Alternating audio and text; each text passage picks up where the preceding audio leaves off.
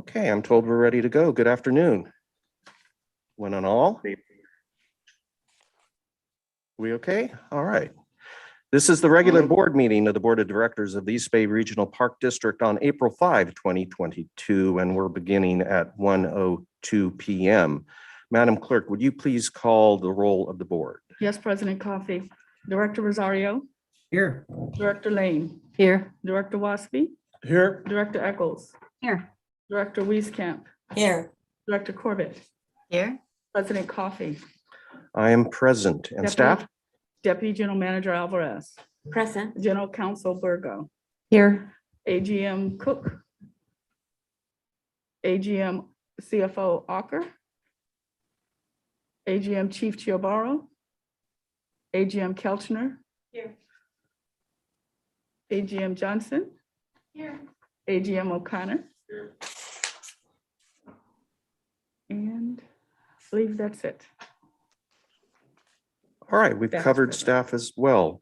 And I have now asked Director Wasby to lead us in the Pledge of Allegiance. Please join me.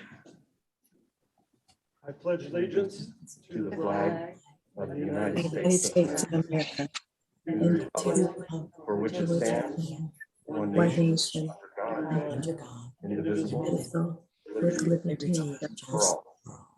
Sunday.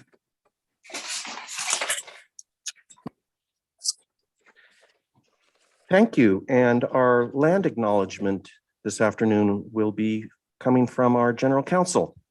Thank you, Director Coffey. The East Bay Regional Park District's headquarters is located within Hushan territory on the unceded lands of the Ohlone Chochenyo-speaking peoples who have continuously lived upon this land since time immemorial. The lands now encompassed within the boundaries of the East Bay Regional Park District are the ancestral territory of the Ohlone, Bay Miwok, and Delta Yokut. Today's Ohlone, Bay Miwok, and Delta Yokut people are thriving, vital members of the greater Bay Area community. They remain intrinsically connected to the land they have stewarded since time immemorial. So please join us in recognizing and honoring this land and their ancestors, elders, descendants, and all other members of their communities.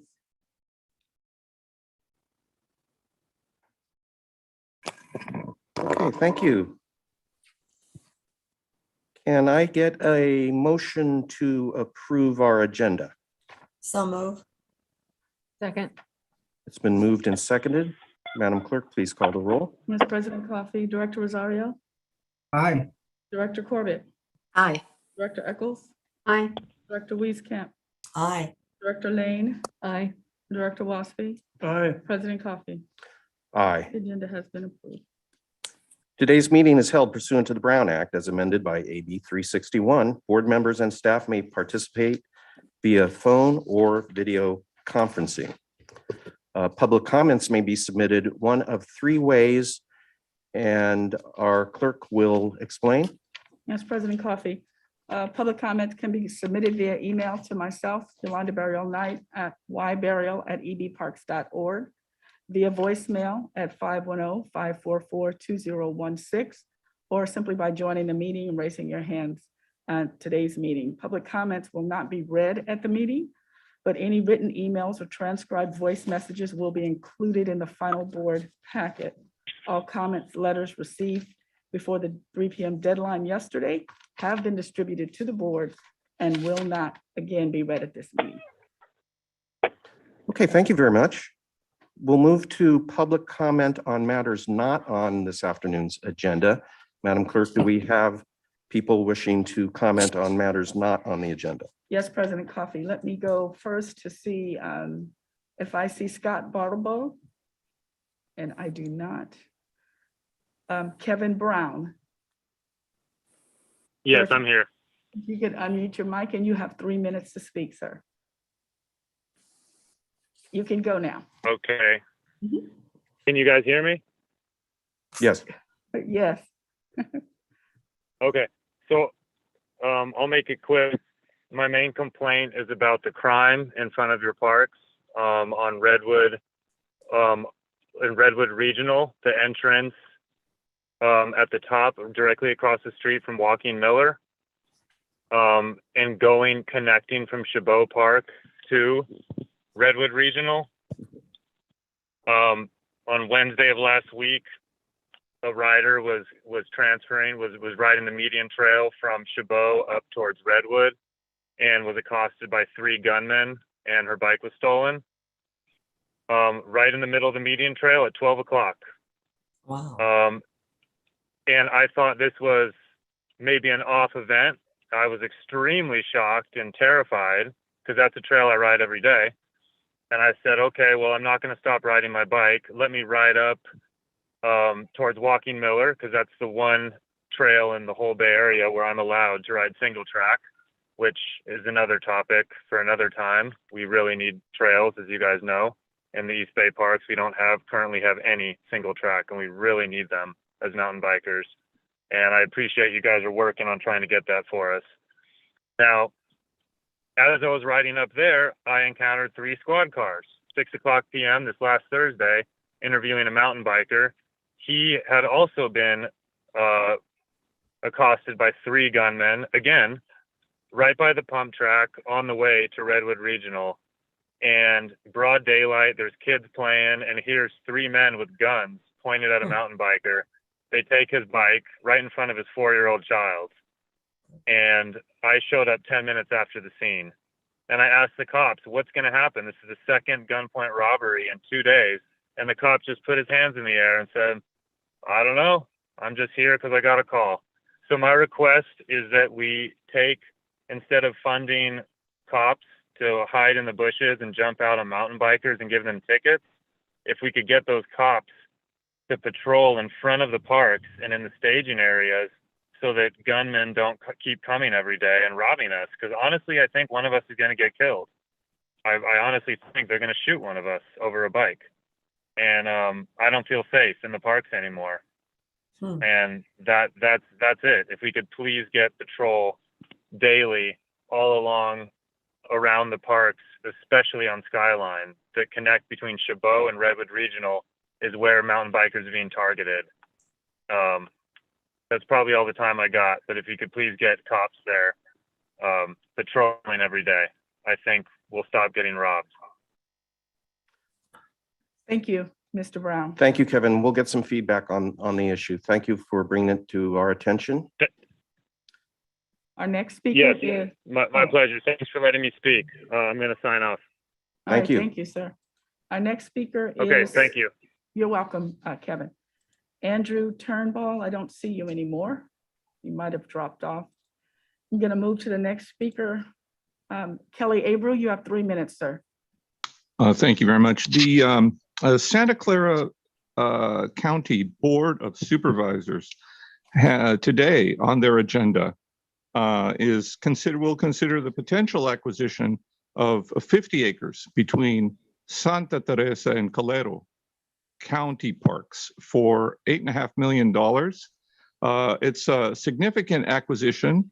First of all, I did the division and it seems like it's pushing $200,000 per acre. I've never seen a number that high, but apparently this particular acquisition has some significant value. $200,000 an acre. I've never heard of the number that high. It's considered another positive step in securing the county greenbelt near the Coyote Valley.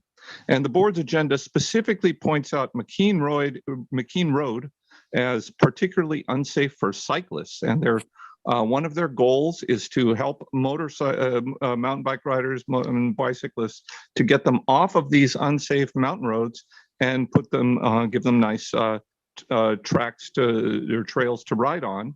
And I would just mention that there was a woman who was riding a bicycle who lived in Fremont, but she was on Mines Road in unincorporated rural Alameda County near Livermore, and she's no longer with us. She died 2 months ago. Hit an SUV out there. So that's the bicycles and the land acquisitions. Good news over in Santa Clara County Board of Supervisors. Also here in Fremont or in Del Val, they're putting in toilets.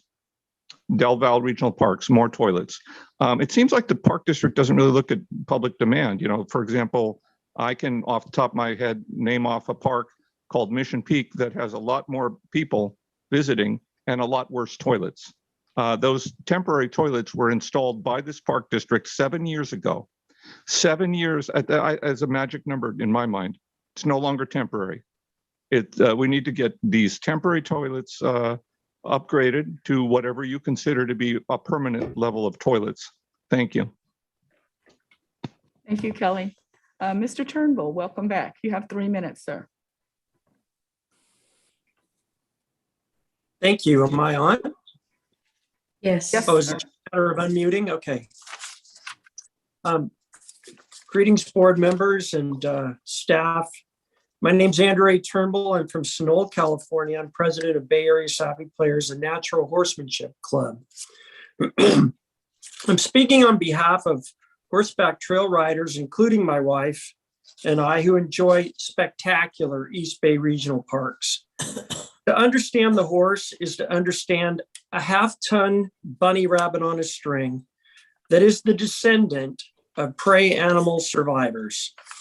California has the second highest number of horses in the United States and the largest number of horse owners, especially recreational owners. Most California horse owners own 1 or 2 horses. The largest demographic of horse owners in our great state are women who have raised children and want to live their dream of owning, riding, and partnering with horses. Many trail riders are in fear for their safety on trails. We ask that you consider the nature of the horse and the demographics of horse trail riders when assigning trails and enforcing the laws. And because I'm an equine advocate here in California, I would be more than willing to offer you more information about horses and the nature of trail riding and the concerns that we have of sharing trails throughout California. Thank you for your respect and attention. Thank you, Mr. Turnbull. President Coffey, we do not have any more public commenters. Thank you, Andrew. Scott hasn't come on? I don't see him. No, he did send us that email, so we do have his comment. All right, well, we will make sure Scott's comments were circulated. Mhm. Thank you. So we will now move to business before the board. And the first item of business before the board is the Executive and Legislative Division sponsored resolution recognizing the March 4 proclamation of a state of emergency by Governor Newsom and authorizing remote teleconferencing. Can I have a motion to approve the resolution? So moved.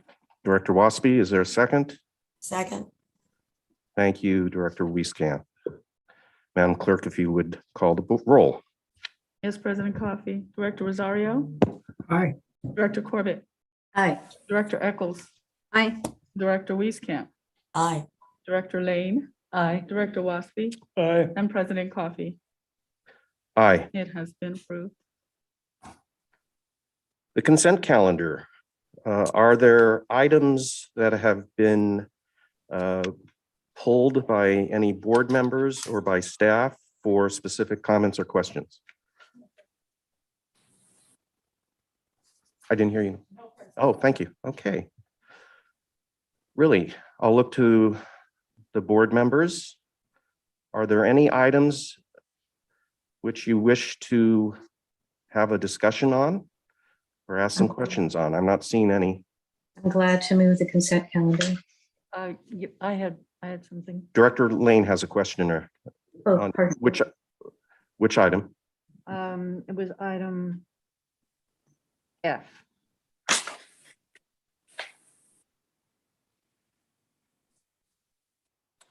Madam Clerk, I'm going to ask, do we know of any public comments on any of our consent items? There was one comment from Ellen Barth. She sent that in an email. She has not come onto the meeting. I did send you guys that comment, the board comment last night. That was on the Miller Knox Pier That was on item repair. F, which is what Director. Right. I think we all got that and read it. So that was That's our the only public thing. comment on that consent item.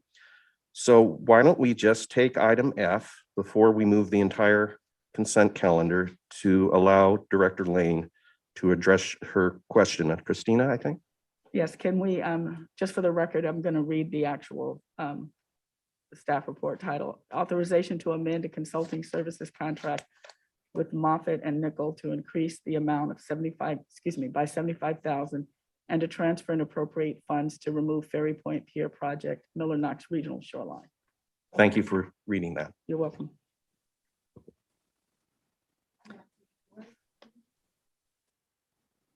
Good afternoon, Board of Directors. Christina Kelchner, AGM of Acquisition, Stewardship and Development. Director Coffey, did you want me to address the public comment that we received?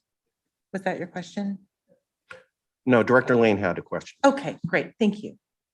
Yeah, I just wanted to thank you for the photograph of the pier at Miller Knox. And I understand that we are taking down one of the piers. And my question has to do with the other piers and the condition that they are in, that extend further into the bay. Are they also made out of the same materials, and are they probably going to need to come down as well? Thank you, Director Lane. The short answer is we don't know yet. We are still studying what exactly needs to be done. It's likely that they will need to come down. They were all constructed at the same time and with the same material, which includes some creosote out there, treated timbers out there. So the reason for the project of doing the demolition is the hazards that are created because of the pier failing and pieces falling off into the shipping channel. So, but this contract is to have an expert go out and do some additional assessment to understand the scope of the project. I will note that there is an existing cement fishing pier that will not be demolished. That was redone in the 2000s, I believe, and is used by the public and is separated from the old section of the pier. So that existing fishing pier will remain. All right, thank you for that. And I'm glad to be reassured about the fishing pier because it's extremely popular and brings a lot of people to that park. So thank you. Absolutely. Thank you, Christina. So I'll look to the board again. Any additional comments or questions on any consent items? If not, we'll move to Director Corbett and your motion. Oh, Director Eccles, you're muted.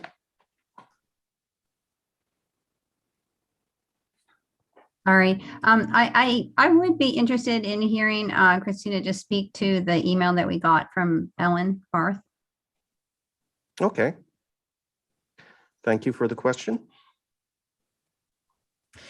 Thank you, directors. We did receive that email, and Ms. Barth did raise a question about how the existing pier structure may be providing habitat for species in the water that use those piers as habitat. And we are certainly looking at that and balancing that with the impact that the pier has because of the creosote and the hazard that it does create. And so that will be part of our consideration. I don't have a full response on that yet, but it is something that we are looking into. Thank you. And we will be able to respond to her at some point? Sorry, yes, absolutely. Right. We will send her a response. Good. It was a very thoughtful note she sent us. Director Rosario. Yeah, I thought I had asked a question and I got a very good answer regarding, I had a question on impacts on eelgrass. And I thought might be good for Christina for the board and the public to illuminate us on all that. So thank you. I'm sorry, Director Rosario, was there a follow-up question? Okay, so. He you- enjoyed your response on the eelgrass Okay, great. and he wants to share it. Thank you. I am going to actually call on Matt Grau if he's on the line, because I think he provided that response. I do know that we're very aware of eelgrass issues and it's absolutely part of the consideration. Matt, are you with us? Yes. Yeah, Chief of Stewardship, Matt Grawl. And yeah, so we're going to be mapping the eelgrass in the area and looking at really the benefits and how removing this could help that eelgrass potentially expand in those areas. So right now there are some limitations, but with the main point though is to make sure we're demolishing this, that we don't impact the eelgrass that's existing there. So we're going to be mapping it and looking at making sure we can avoid impacts to the existing eelgrass, and then look at ways when we remove the pier, is there ways to then enhance that eelgrass habitat that's present there. Thank you. So that's the short answer. There's a more technical response on how we're doing the monitoring, but that's the simple aspect. All right, Matt, thank you. Thank you, Christina. Now perhaps, Ellen, we can move to your motion. I'm very happy to make the motion to move the consent calendar and to thank our staff who's going to be working on some really positive projects as a result of it. So I move the consent calendar. Thank you. Is there a second? Second. Director Rosario, second. So we're voting on the entire consent calendar. Madam Clerk. Yes, President Coffee. Director Rosario, Aye. Director Corbett, Aye. Director Eccles, Aye. Director Wieskamp, Aye. Director Lane, Aye. Director Waspy, and President Coffee. Aye. Calendar is approved. All right, the next item Thursday. is item 3, Acquisition, Stewardship, and Development Division, presenting 2 items. The first is authorization to execute a contract with A3Geo Inc. for geological services, a professional services agreement with Anchor CM, an agreement with the Watershed Nursery, Environmental Science Associates, Sequoia Ecological Consulting, and the approval of the transfer of appropriate funds to meet all those amended contracts. And this is all in regard to the McCosker Creek Restoration Project. Thank you, and Christina is presenting. Thank you, Director Coffey. I will be introducing this item and then we'll be passing it off to Project Manager Carmen Erasmus to provide a presentation. The board is very familiar with this item. This is our fantastic project to daylight over 3,000 linear feet of the headwaters of the San Leandro Creek watershed, located on the former McCosker property at Sibley Regional Preserve. Construction of the project began 2 years ago, as you will see in the presentation, we are already seeing exciting and really transformative results out there. Fish are starting to use the creek, wildlife is starting to rediscover the area, and there are other signs of the natural systems coming back to this previously buried creek. And Carmen will have some pictures to share with you in her presentation about that. So exciting progress and a challenging project. As we've shared over the course of the project, rebuilding nature can be very challenging. It's as much art as science, and it presents different kinds of challenges compared to a structure like a highway or a road. There is an art to discerning what natural is and what the course is that nature wants the creek system to take. And there are factors that need to be balanced. One of those is the protection of wildlife and endangered species on the site while we're doing the construction. And there are regulatory work windows, which is time periods when we can do construction and when we need to limit our activities to protect birds and other species. And those work windows need to be balanced with the regular seasonal changes. Typically, you just want to get your equipment out before the rainy season starts. Over the past 2 years, climate disruptions have caused additional challenges to the usual typical weather restrictions that we see in construction. And over the past 2 years, as the board is aware, we've seen unprecedented wildfire seasons, extreme drought, and extraordinary rain events that have caused significant flooding. And of course, all of that has occurred over the past 2 years in the midst of a global pandemic, which has caused significant supply chain disruptions. So the result is between red flag days, flooding damage at the site, and the need to try to truck in additional water because of drought, and the supply chain delays because of the pandemic, the project is just going to take a little bit more time and money than we had anticipated. We had expected that the first phase of the project could be completed in 2 years, but because of the delays, we are now embarking on an unexpected third season of construction. And when I say first phase of the project, this project is split into 2 phases. The project has 2 components, the restoration component and the public access component, which includes a campground, a group reservable campground, restrooms, staging area, and trails. The first phase of the project is really the creek restoration and grading and utilities to prepare the site for the second phase, which will include the campground, restrooms, and trails. Overall, we hope to have the whole project done, phase 1 and phase 2, over the next 2 to 3 years. And so although nature has thrown us some curveballs in the last couple of years, we really are seeing exciting progress at the site. And I'm going to pass it over to Carmen, who has been working with Lisa Gorgian and Ren Bates. Carmen has been the day-to-day project manager out at the site, and we really have her to thank for a lot of the exciting transformations that we're seeing out there on the property.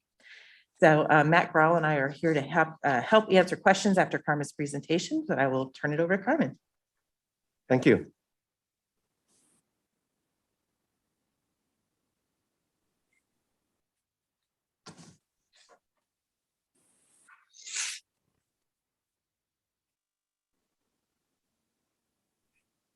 Okay, thank you, Christina, for the introduction. Good morning, board members. I'm sorry, good afternoon, board members. My name is Carmen Erasmus, and I am a landscape architect in the Design and Construction Department in ASD. And it's my pleasure to be here and present today. As Christina mentioned, I'm the project manager of the McCosker Creek Restoration Construction Project. Thank you for allowing me to recommend an action for authorization for amendments for professional services and talk briefly about the current construction status. I will show you photos of the progress we have made and what we need to accomplish for the third season. The recommendation before you that is listed in your board material is to authorize the award and amendment of professional services as outlined in this slide. I can't see.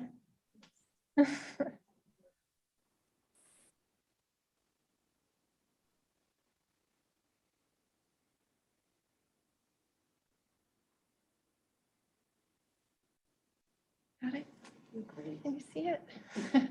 Sorry about that. Okay, here we go. Here's the slide. First, please allow me to orient you to the project location in the East Bay Hills, and it's important as it sits at the top of the larger San Leandro Creek watershed. And there was a pointer here.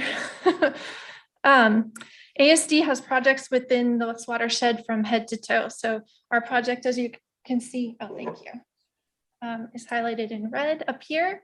And then the creek watershed goes all the way down to the marsh area. Zooming into the park district scale, this parcel is within Sibley Volcanic Park. The project area is located within unincorporated Contra Costa County, approximately 1 mile northwest of the township of Canyon. This is our parcel here. A little bit of history and background as a reminder, this watershed at the McCosker site was degraded and significantly modified as it was the location of rock crushing operations and heavy equipment storage and use. It required flat spaces to do these operations. And it was originally shaped like a bowl, but it was culverted and filled to accommodate the modified land use. The parcel was donated in 2010 and the EIR certified in 2018, and we began the construction restoration project in 2020. And this is an image of Fiddle Neck Field here. You can see how flat it was. That's all modified. And this is where we've been putting all the dirt that we've been excavating from the creek. Here are some more photos of the condition of the site before construction. The creek flowed below ground in a series of failing culverts. The land was collapsing and subsiding and was unsafe for visitors and staff. You can see photos here of some of the subsidence happening and the culvert being exposed and broken. Sections were eroding and depositing sediment into San Leandro Creek. I visited the site for a number of years before construction, and every time we went, this hole became larger and more unsafe. And most of the water was passing through the project site and was not available for any riparian plants or animals. And it was also cut off from nearby San Leandro Creek, prohibiting any fish passage. So along with restoring and fixing the creek, removing the culverts, removing the fill, this project intent was to provide habitat for many listed species. The project addresses climate change by increasing the carbon sink, removing invasive species, and enhancing habitat and adding revegetation. As you can see by these numbers, it's one of the largest restoration construction endeavors the Park District has undertaken. Now I'd like to show you a plan of the creek restoration work. We are restoring two separate creeks, Alder Creek here running north-south and Leatherwood Creek running here. Alder is marked by the darker green, sort of medium green, and Leatherwood is lighter green. The original scope of the project was to phase construction into year 1 and year 2, completing one section of Alder Creek in 2020 and the remaining sections in 2021. I'll show you photos of the completed section of Alder, which is here, which we completed in 2020. The actions before you today are the result of a need for a third construction season, which I will discuss in the next slides. Construction of a creek has its unique challenges. It's a nuanced type of construction. And like Christina said, it's both an art and a science. This project was compounded in complexity because we didn't know what we would discover within the fill. We had engineers, biologists, archaeologists, and paleontologists poised to address any unusual discoveries. Which brings me to this section of the presentation highlighting the current construction status and the reason I am before you today. The Sibley, Alder, and Leatherwood Creek Restoration Project is happening within the larger context of construction within California's changing climate. As you know, the Bay Area is one of the most expensive construction areas in the nation, but we have additional challenges here in California and constraints that impacted us over the last 2 years. Fire. The regulatory permitted work season is increasingly colliding with the active fire season. Fire season in California starts earlier and lasts longer and is more intense than the last several decades. Staff and crew working outside faced intense hazardous smoke delays and poor air quality. The Sibley Creek project had 36 fire days during the first 2 years of construction in 2020 and 2021. These are working days that translated into 7 weeks of non-work.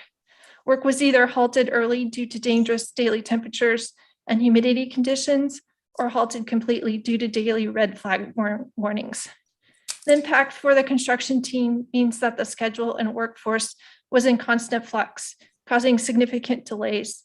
The crew did work overtime to try and mitigate the schedule slipping. However, the permit work window restricted construction from April through October. And delays, in particular from fire, dictated that our planned 2-year project turn into 3.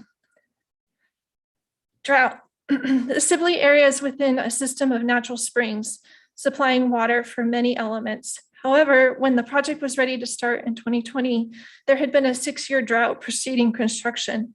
Assumed water availability was insufficient for construction use and planting, and required imported water for dust control, irrigation, and fire reserve. Flood. On October 24th, 2021, after years of drought, the project was subject to a 155-year storm. This comes from Contra Costa County flood control data for Orinda from that day. Major construction was just shy of completion at the time, so the site was impacted by water coming down from the upper watershed beyond our project limits. Damages from the intense water flow requires repair this coming construction year. However, the good news is, despite the massive water flow, the newly completed creek channel held in place, meaning the channel did not budge. The engineer's hydrological calculations were correct. The rocks and boulders remained in place. The channel construction was a success. Pandemic. COVID precautions brought additional challenges for our construction team as the project began in late spring 2020. Despite pandemic adjustments, changes and challenges, field construction and site meetings continued throughout the pandemic. These are just some of the challenges the project team is facing, but I would like to point out that our site is already successful. Removing the culvert, which we did in entirety in 2020, and exposing or daylighting the slopes that were planted and seeded has already modified the carbon storage. As half the creek construction and planting was completed in 2020, we also benefited from the rains in 2021. The alder trees and toyon shrubs are thriving. There's one alder tree that I think is already 10 feet tall. One of the best things in 2022 is incredibly a rainbow trout took up residence within a constructed pool in early March, having moved to the culvert fish baffles that we installed in the Pinehurst culvert. It navigated in the riffles and pools and went upstream from San Leandro Creek. So I want to say that despite project delays and remaining work that we need to complete this year, some of the earliest environmental project goals are already achieved. We are confident the project will be completed by the end of 2022, but the plants and animals are already benefiting from the creek restoration project.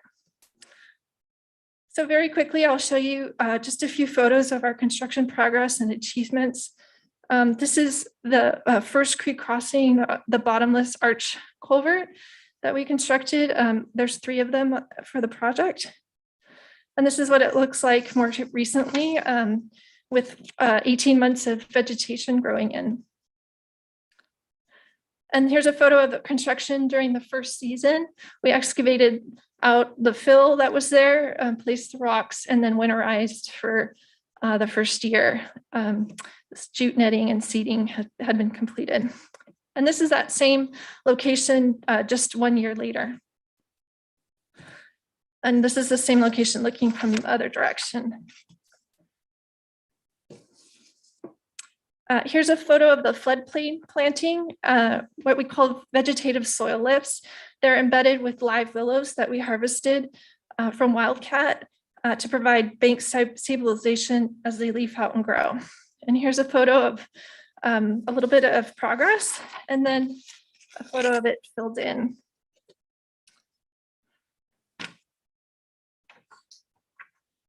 Here's a photo showing the enormity of the soil excavation required in the east and west branches. You can easily see how we moved approximately 37,000 cubic yards of fill. And this is showing that same section with completed rock channel and water after the rains last year. As you can see, the rocks held in place and the creek is working as designed. This is some of the habitat that we've seen, tree frogs in one of the pool areas. And then here's a little video of our fish.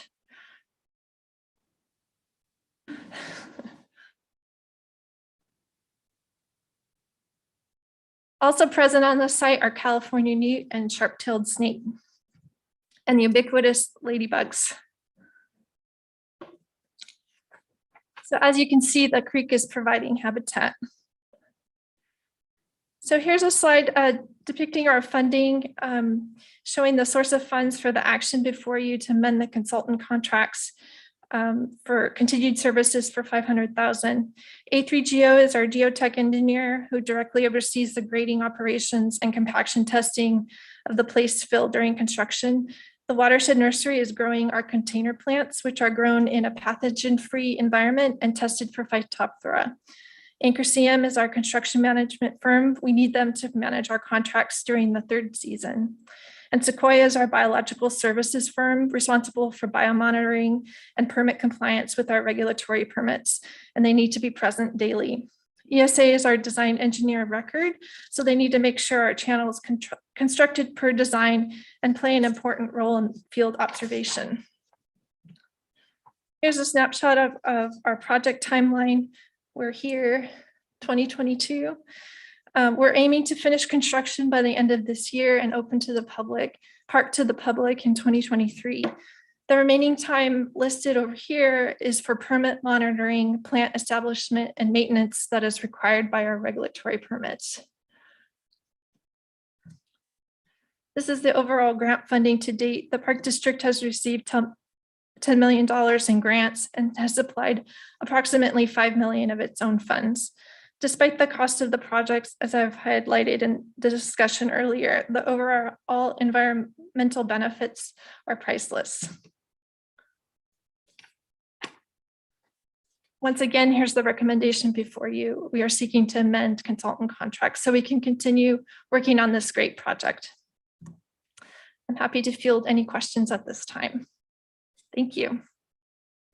Thank you. So the board will be asked to approve the resolution effectuating that recommendation on page 68.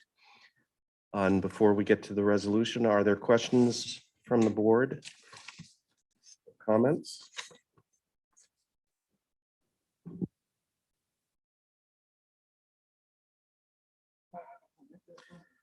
We're going to pull down the screen so we can see each other, but Director Lane, go ahead.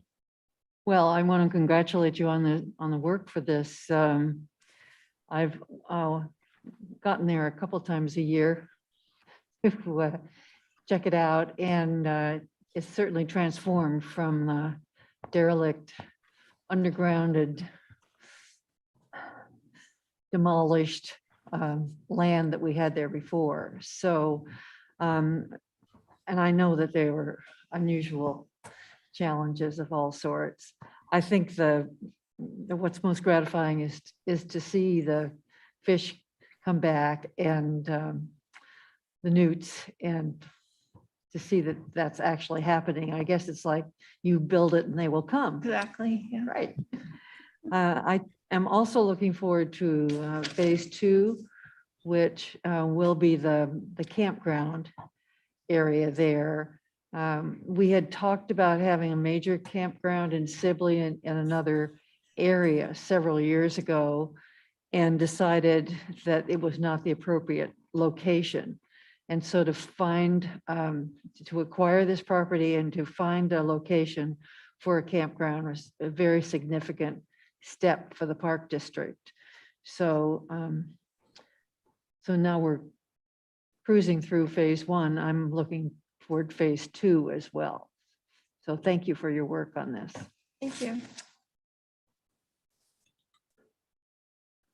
Director Wieskamp, you look like you want to ask a You question. know, I just am amazed. It's like a recipe. You know, you thought you have all these plans. We always do. And you think they're never, never, never going to happen. And then suddenly you see things like this, these photos. And it's truly amazing as someone who's hasn't been there for a while. And I agree with Beverly, a campground there. People are going to love what you've already accomplished. By being there, they can see it where it's happened and can go in all kinds of marvelous directions. So congratulations to everybody. We'd like it faster, but we're getting used to it after a while. Good job. Yeah, well, I think Mother Nature threw everything at this project. I think you're right. Director Eccles. Yeah, I was actually going to say something similar. I wanted to congratulate the team, and Carmen, thank you for your presentation. Very good and really wonderful to see the progress and the gorgeous pictures. And yeah, I'm just so impressed because, as Colin just said, the obstacles that you had with the drought, with the fire, with the pandemic, and so on, and to get to this result, even though it took a while, but it obviously took perseverance on the part of you and your team and everybody involved. So so thank you very much for your work. Director Rosario.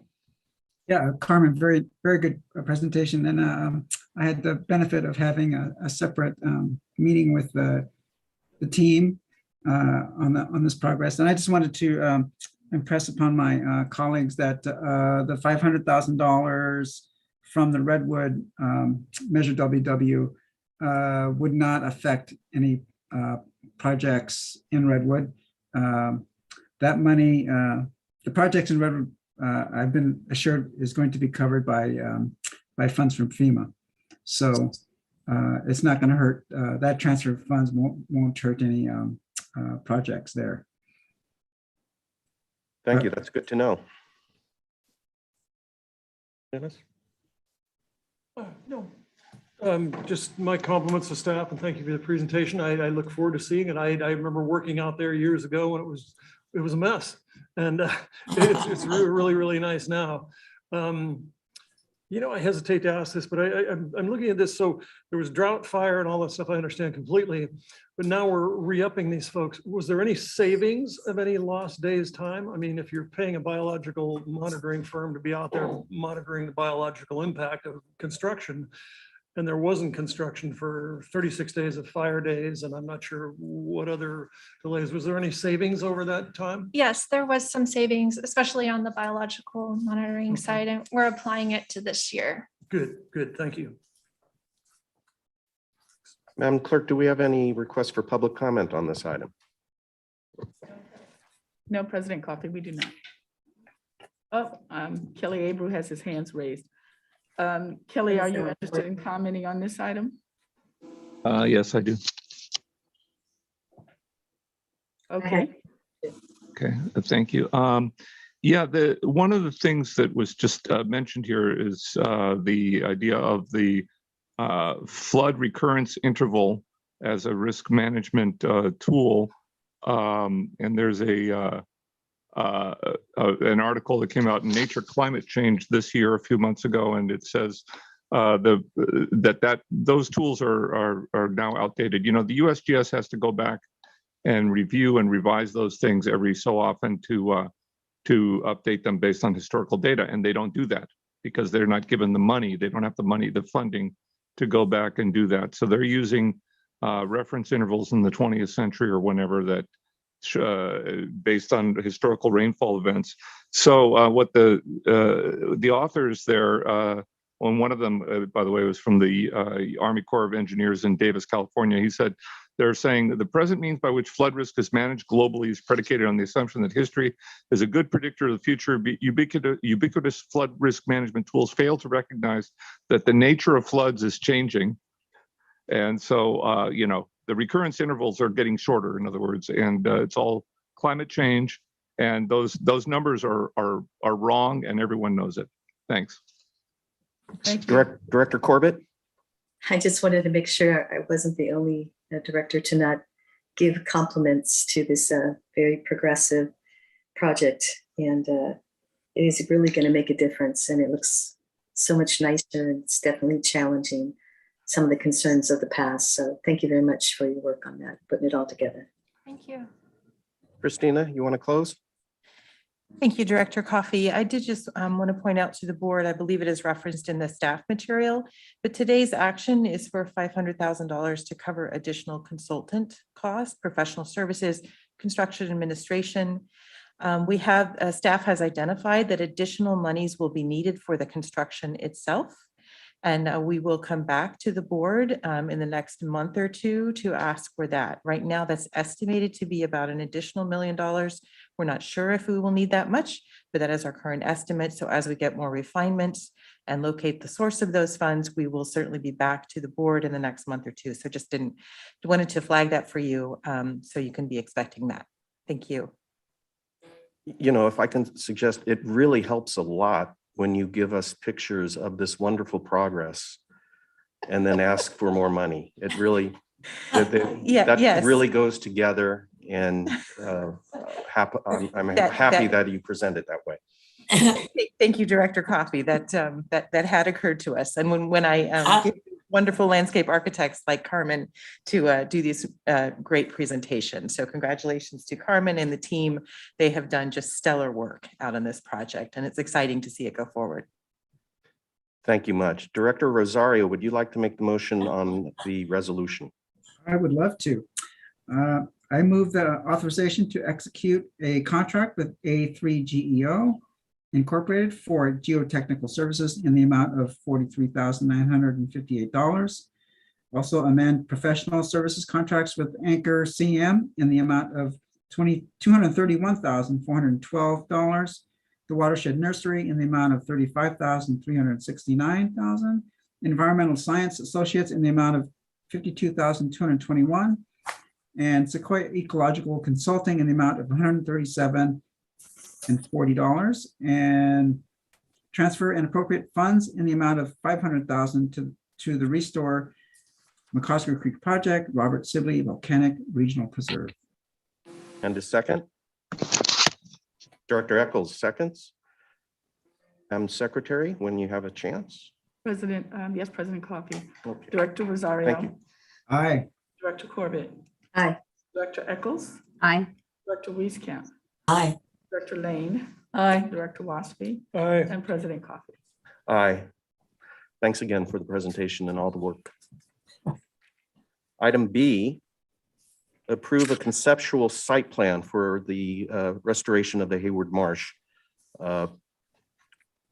project and analyzing the environmental effects under the CEQA Act. And this one is, again, Christina, you're the entire afternoon, I think. I thank you, Director Coffee. I am really just here to introduce ASD staff's excellent work. So this project is restoration of a former wastewater treatment marsh along the Hayward shoreline. It will be, the plan is for it to be restored into a wetland that will support wildlife, including the endangered California least tern and salt marsh harvest mouse. The project team has been working with the community for quite some time to gather input. And based on that input, staff presented a preferred concept plan to the Board Executive Committee last month. And with the Board Executive Committee's recommendation, Project Manager Chris Barton is here today to present to the full board that recommended preferred concept. And if approved by the board, that will become the concept plan that gets reviewed under CEQA for potential environmental impacts. Additional funding is needed to complete this project, so we're just in early stages of design and permitting. This is a project that was identified in the Hayward Shoreline Master Plan, which was the planning document that was prepared by the joint agencies under HASPA, the Hayward Shoreline group that manages those, the City of Hayward, HARD, and the Park District. That planning document, of course, was done under a grant that HASPA received. So this is a project that was identified by HASPA, and now the Park District is taking it on to do the design and permitting for that project. In addition to the restoration, there will be a public access component of protecting trails from future sea level rise and improving and repairing some of the levees out there. So with that introduction, I will turn this over to Manager Chris Barton to give the presentation. Thank you.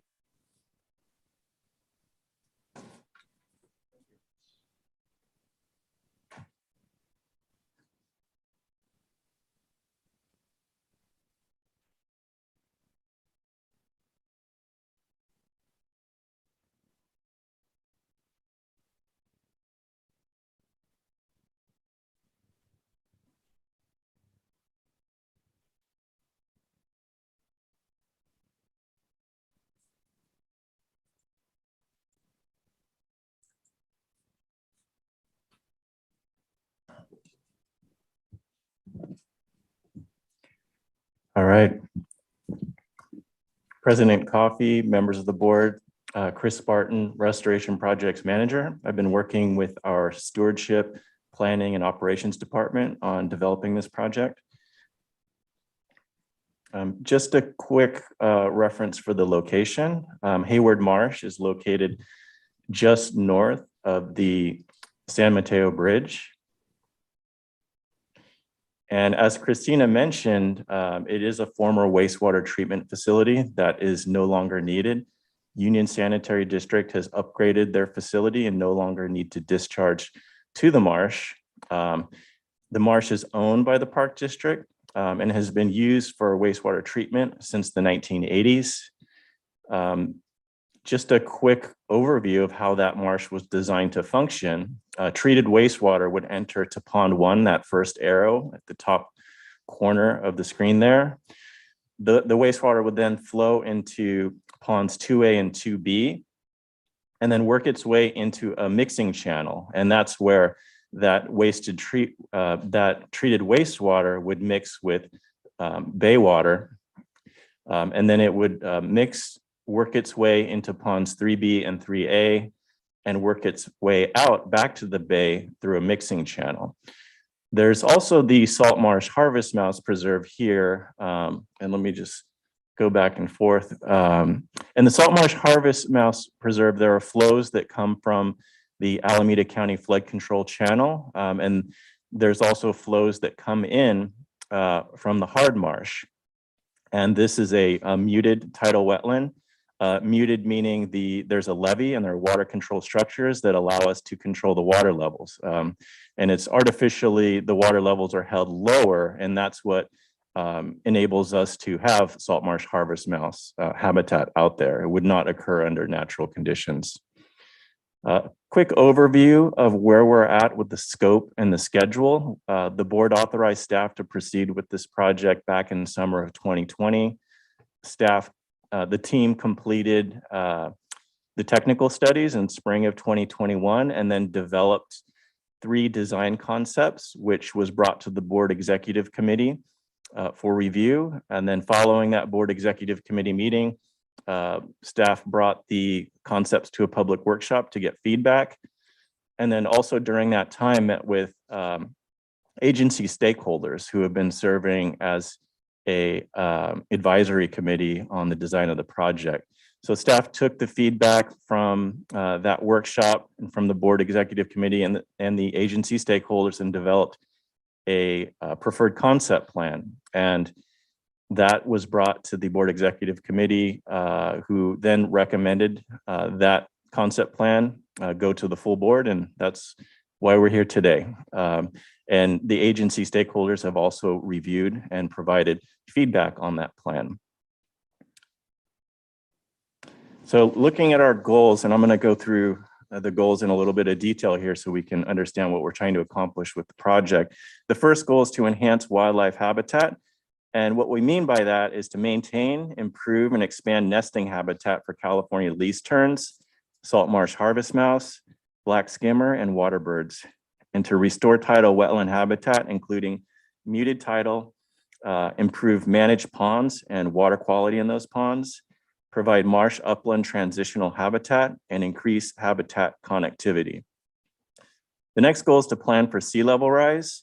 And sea level rise is related, planning for sea level rise is related to kind of all of these other goals. But specifically, we want to protect the Bay Trail and the pond infrastructure and other habitat features from coastal flooding and erosion, protect sensitive habitats and provide opportunities for upslope migration, and plan for future retreat of habitat and infrastructure from the shoreline.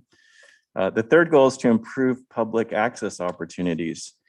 And recognizing that the marsh has been closely managed as a kind of wildlife refuge or preserve for endangered species, what we mean by improving public access opportunities is keeping the Bay Trail along the bay as long as possible, to the extent that it's feasible, reducing operation and maintenance of the Bay Trail due to coastal flooding, and planning for viable trail connections to existing adjacent trail networks while avoiding or minimizing impacts to wildlife.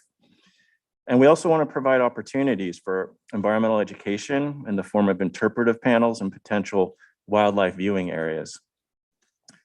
And our fourth goal is to improve our management capabilities. We want to enhance our ability to perform maintenance of levees, channels, water control structures, and other site infrastructure. And what that really means is our ability to get equipment and vehicles to these areas so they can be maintained and repaired if needed.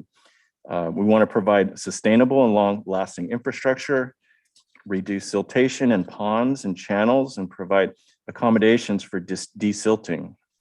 And we want to improve our ability to adapt to water quality issues, including mosquito and other water quality challenges.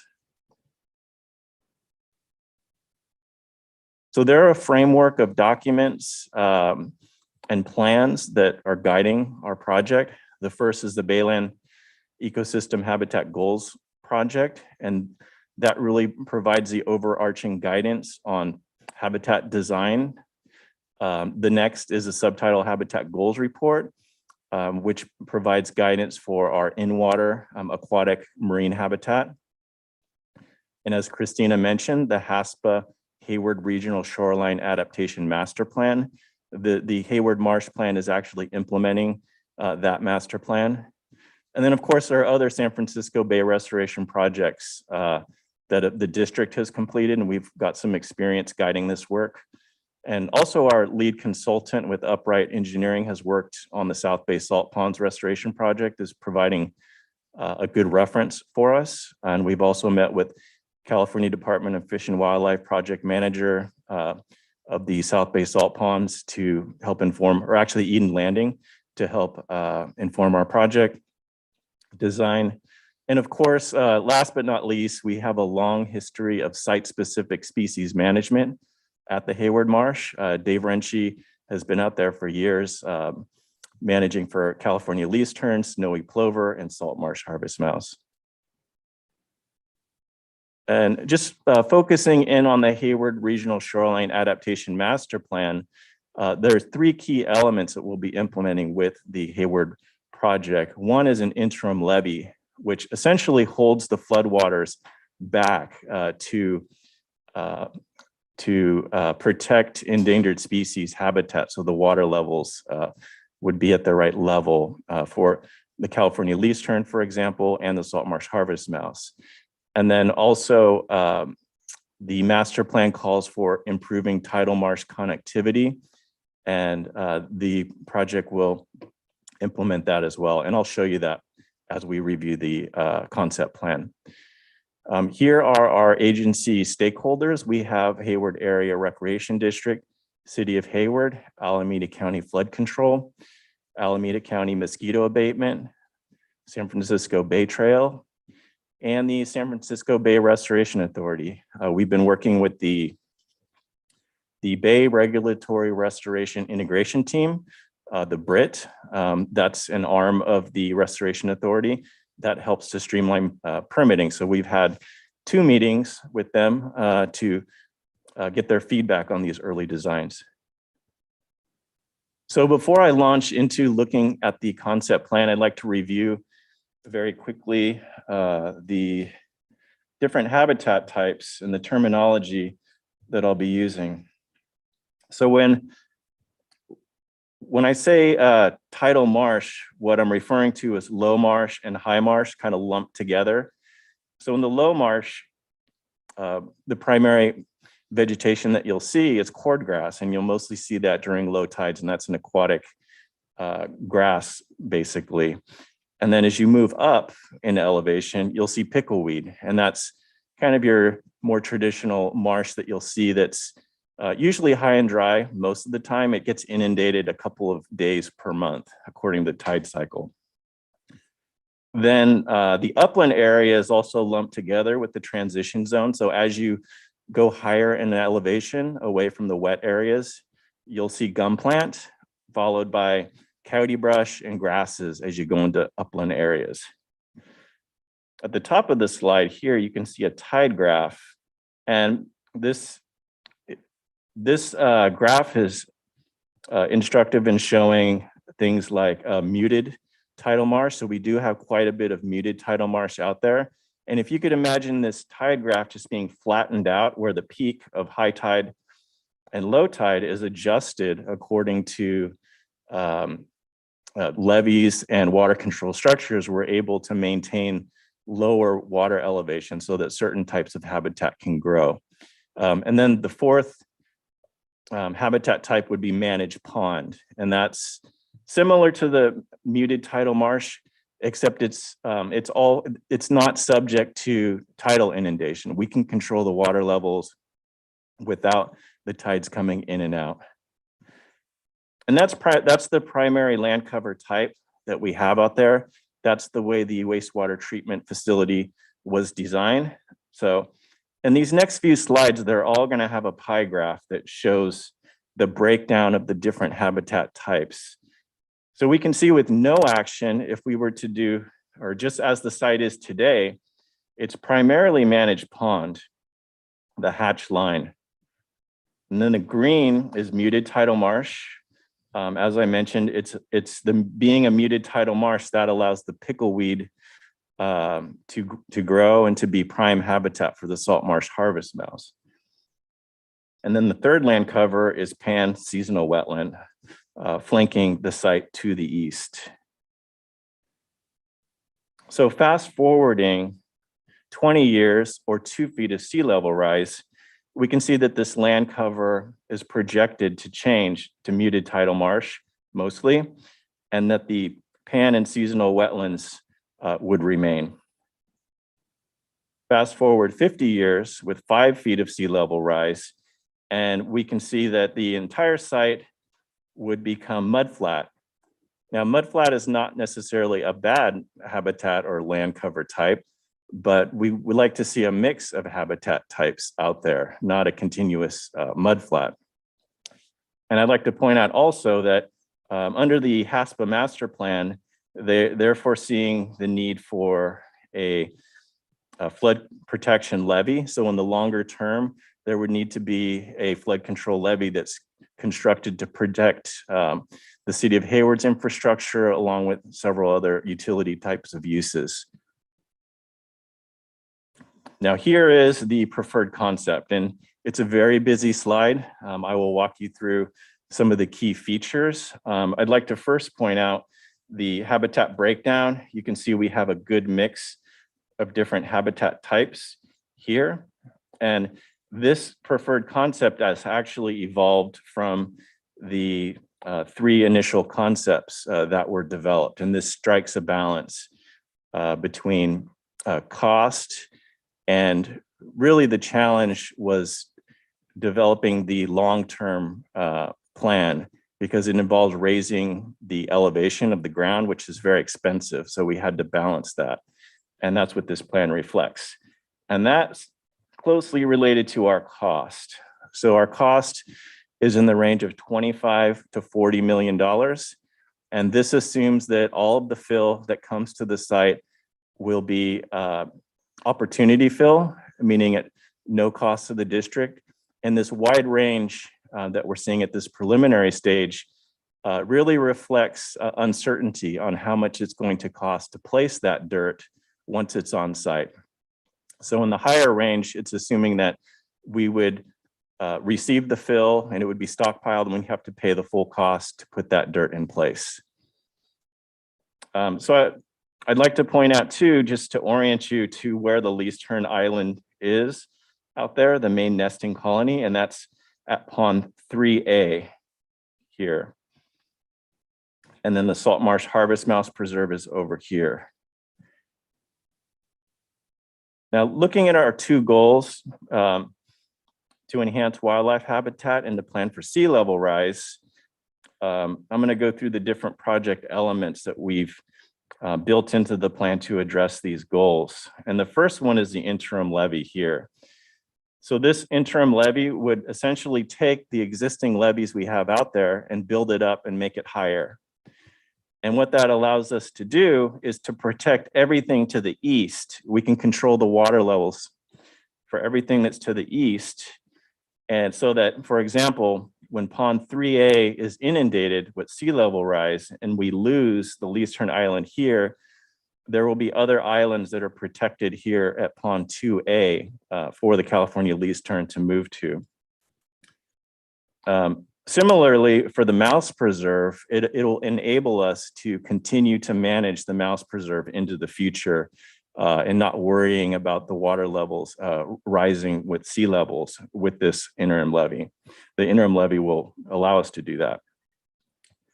And then here we're showing removal of this levy, this dark green line. And this removes a physical barrier for connectivity to the upland areas.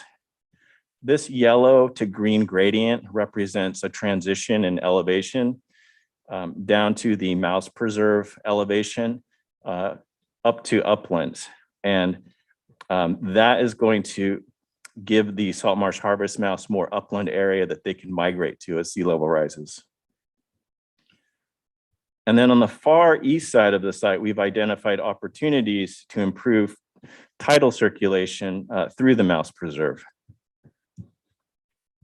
And then looking to the west at Pond 3B, the plan would involve removing some levees. And this Pond 3B would become tidal marsh. And this will improve the connectivity, the habitat connectivity to the north and to the south.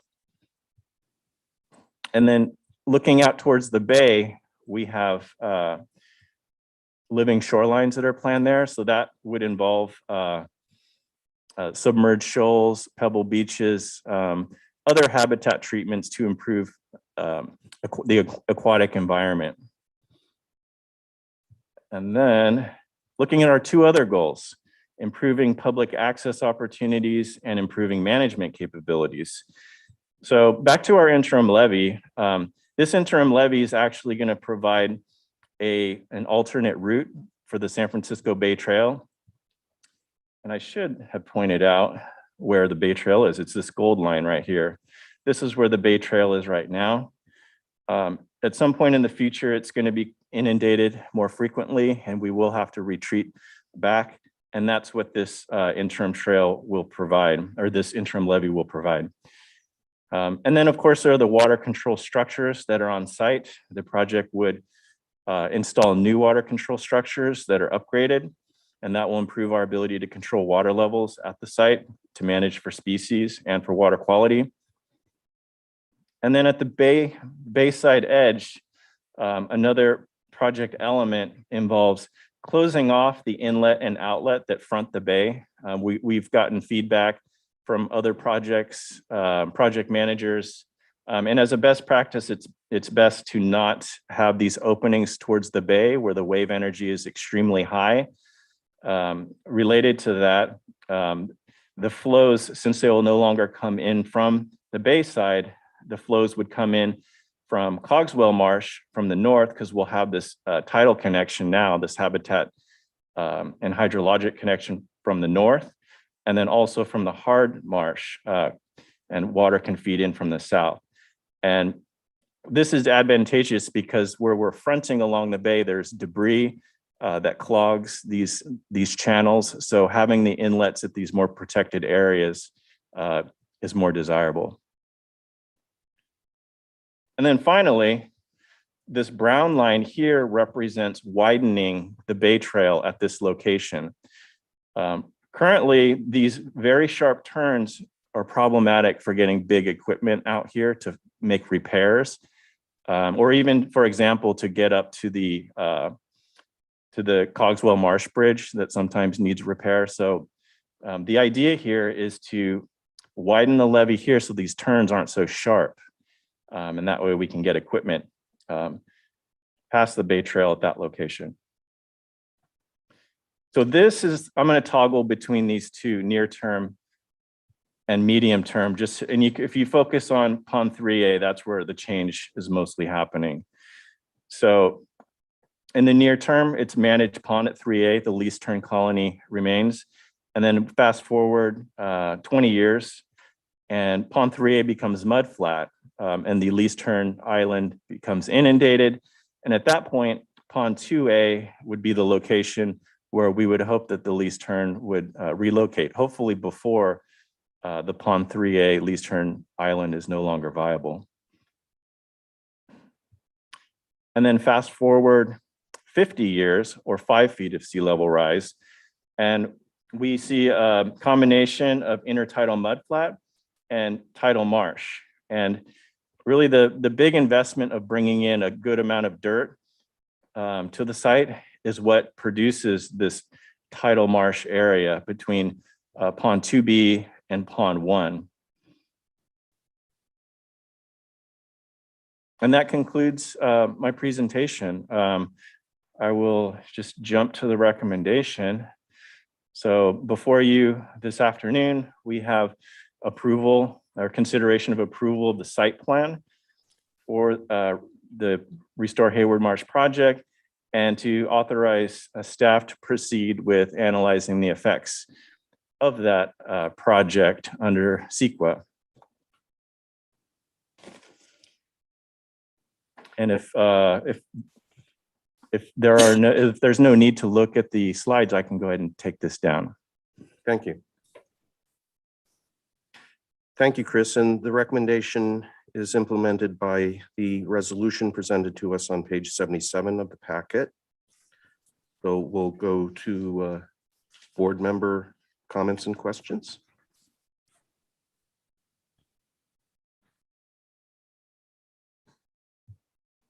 Any comments or questions from the board? I don't see her. Oh, there she is. I'm sorry, Anne, you're in the It's corner okay. here. What an intricate plan. I mean, so many factors going into it. Very impressive. I hope we're going to be able to come up with the funding at the appropriate time. It seems like you're thinking ahead real well, the group. And so I'm impressed. Everybody should be. So often we look at something, it's off in the background sort of, and nobody's paying attention to it. Well, I think if you watch this today, we know, yes, we are paying attention. And so very nice report. Thank you. Director Corbett? Thank you. I'm also very impressed by your presentation. You know, obviously this kind of work has been done along the shoreline for who knows how many years, at least 30 years and more along the entire shoreline. I was a local government person in the city of San Leandro back when we were making raised spots for our mice as well, so that they could come back and be able to continue to live along the shoreline. I have so many questions I could ask, but I won't do that based on everything you have presented to us. But it is quite impressive, and thank you for doing the work to protect the endangered species and keep them going. The one thing I would say I'm most impressed by is the plan to have that upward pathway to allow, as we continue to be concerned about the bay rising, we'll have a place for people to still participate in taking hikes along the bay as things change. So thank you for that planning. And the one other thing I would add to that is, I don't know if we or the organizations you're working with work with the city of San Leandro as well, who has that entire shoreline area that probably should look at building trail a little further from the shoreline as well, so that we can continue to have that trail, have the Bay Trail be able to continue to, go all the way up from Oakland to Hayward to San Leandro to that entire area. So I don't know if there's any work to be done to keep that going too.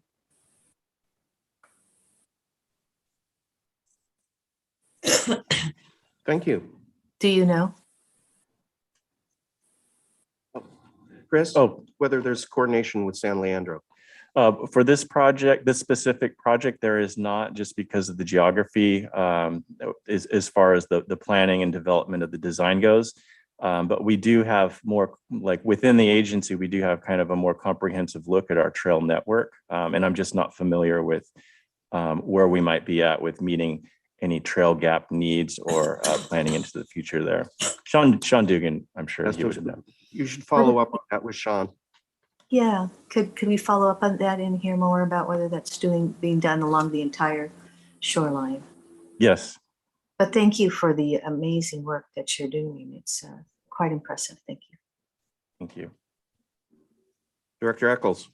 Yeah, I just very quickly, I also wanted to compliment Chris and his team on the intricate planning. I really love how you've divided it out into 3 different time horizons and looking in detail about what's going to happen, what's predicted to happen at each phase. And certainly, as Ellen said, the providing for the trail, but then also I love that you have this a backup or a place for the tern colony to move as well. So I just, again, just wanted to say, great work, great planning. And I really love the detailed thought that's going into each each phase of the bay rising over time. Thank you. Director Waspy? Thank you. Yeah, Chris, thank you and your team for everything. Especially, you've kept me updated on this, and I've been to a number of these. I'm amazed at your work and overwhelmed by some of the work, and I love the way you guys could move around water and make everything happen. And I guess I would just say that we've messed up the San Francisco Bay for hundreds of years, a couple hundred years, and it's amazing how we're really on the forefront. I'm really proud of this agency. If it wasn't for us, we're the first ones doing anything with HASPA. We're also, if you look around the bay, other people are dealing with sea level rise, but some people are using sheet piles and things like that. I'm really proud that our agency is considering threatened species, wildlife, stewardship, health of the bay, and all of those things that cost more money. But I think in the long run, it's going to be a great thing. The restoration work, I think, is incredible. And, and then it's a little complicated, but obviously the thing I'm most concerned with is the Bay Trail. And obviously it's one of the easiest things, but I'm glad you planned for that, because I'm glad we have the ability to, well, retreat a couple times if the scenarios are correct and sea level rise, but keeping the Bay Trail there and that great south end of the bay, I think, is really important. And I'm glad we're taking that into consideration. So thanks for all your good work. Great, thank you. Thank you. Nothing. All right. So, Madam Clerk, do we have any public comment? No, President Coffee. All right. Yes. Director Corbett? I think she was just adjusting. You're just her- fixing your camera. I was taking my mic blockage off so I can make the second on Dennis's motion. All right. On that cue, Director Waspy.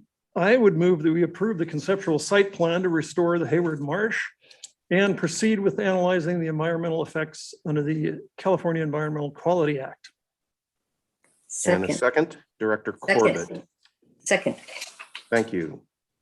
Madam Clerk. Yes, President Coffee, just for the record, Director Rosario had to leave the meeting for another appointment. He sent us so a he note. will be Thank you. absent. Director Corbett. Aye. Director Eccles. Aye. Director Wieskamp. Aye. Director Lane. Aye. Director Waspy. Aye. And President Coffee. Aye. That's approved. Thank you. Mhm. We will move to board and staff reports. Item 4A, Dr. Alvarez. Yes, thank you, Director Coffee. Deputy General Manager, Dr. Ana Alvarez, in the stead of our General Manager, Sabrina Landres. We do have, and let me take a look at the agenda. We do have 2 actions by other jurisdictions. The first one I'd like to bring to your attention is with the City of Richmond. The City Council about 3 weeks ago went ahead and they conducted a special meeting to adopt a resolution of intent, which is necessary to form a community facilities district to fund the infrastructure at the former Point Melotti Naval Fuel Depot. So that's a very important step.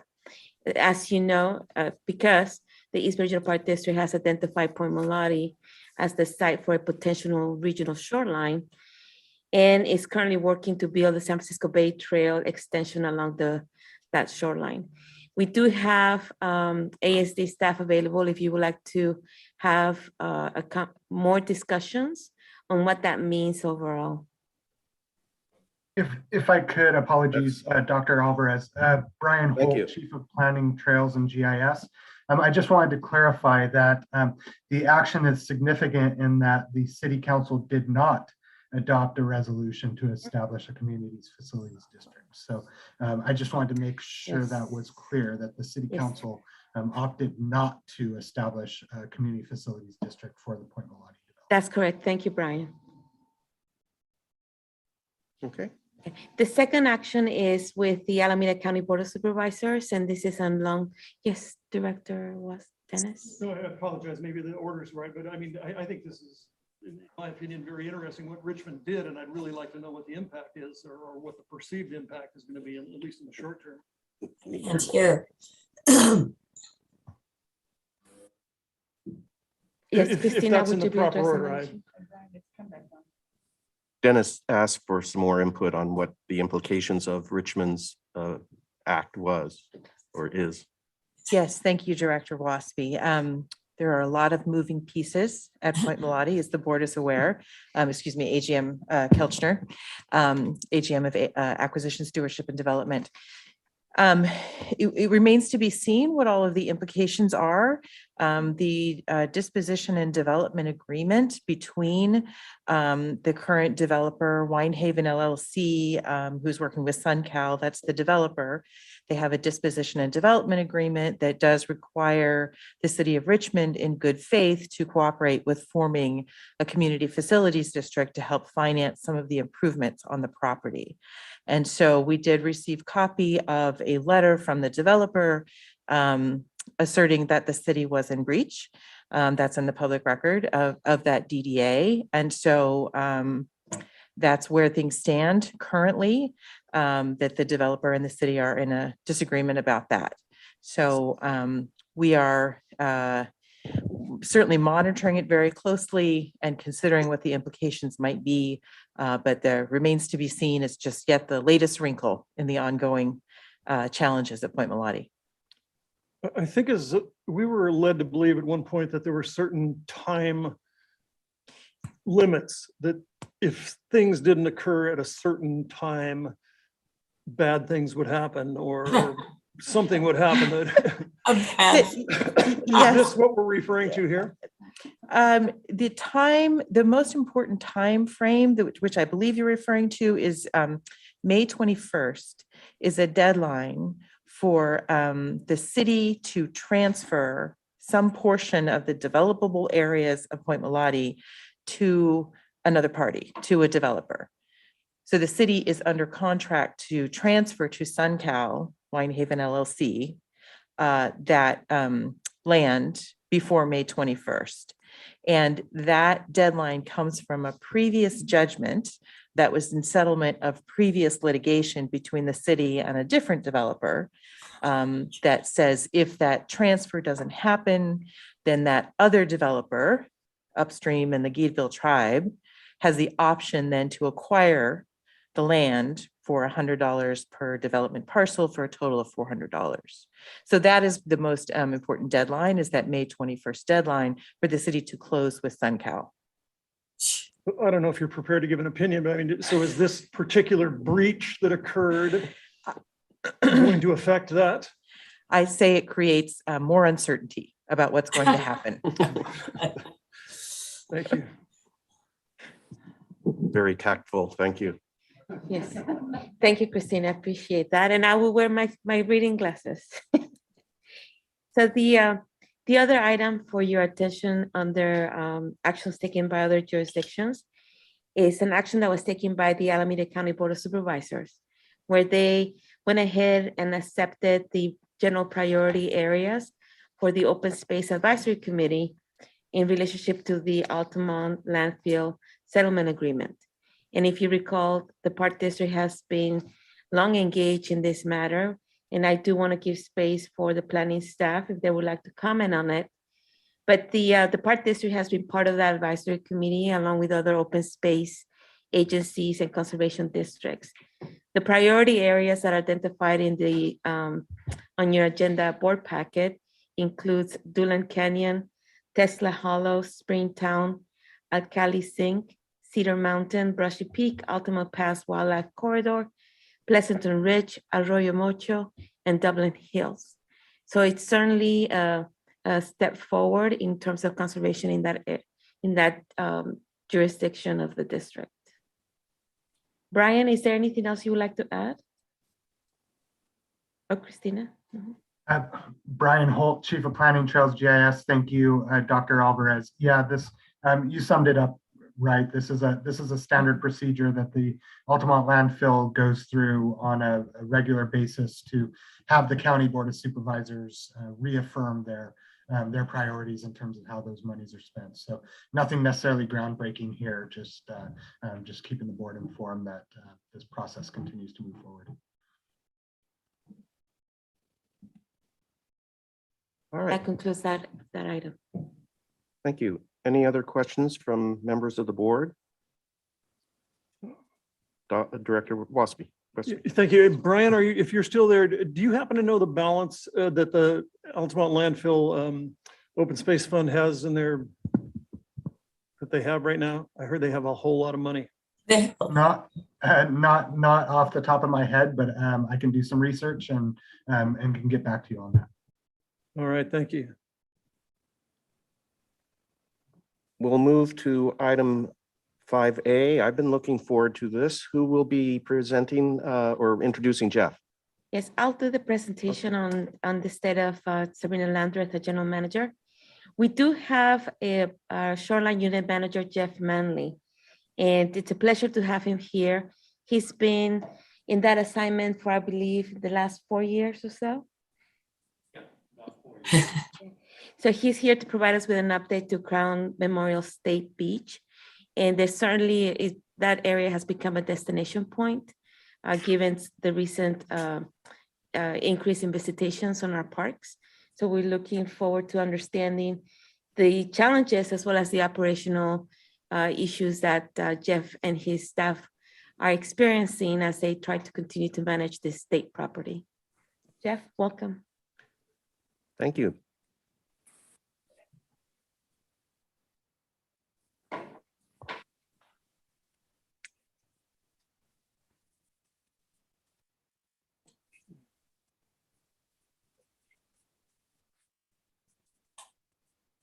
There we go. All right, good afternoon, Board of Directors. I'm Jeff Manley, Shoreline Unit Manager, and I just want to take a little time today to showcase Crown Memorial State Beach updates. And as you can see from the beautiful picture, our showcased 2.5 mile beach with our community of Alameda to the east and our San Francisco Bay to the west.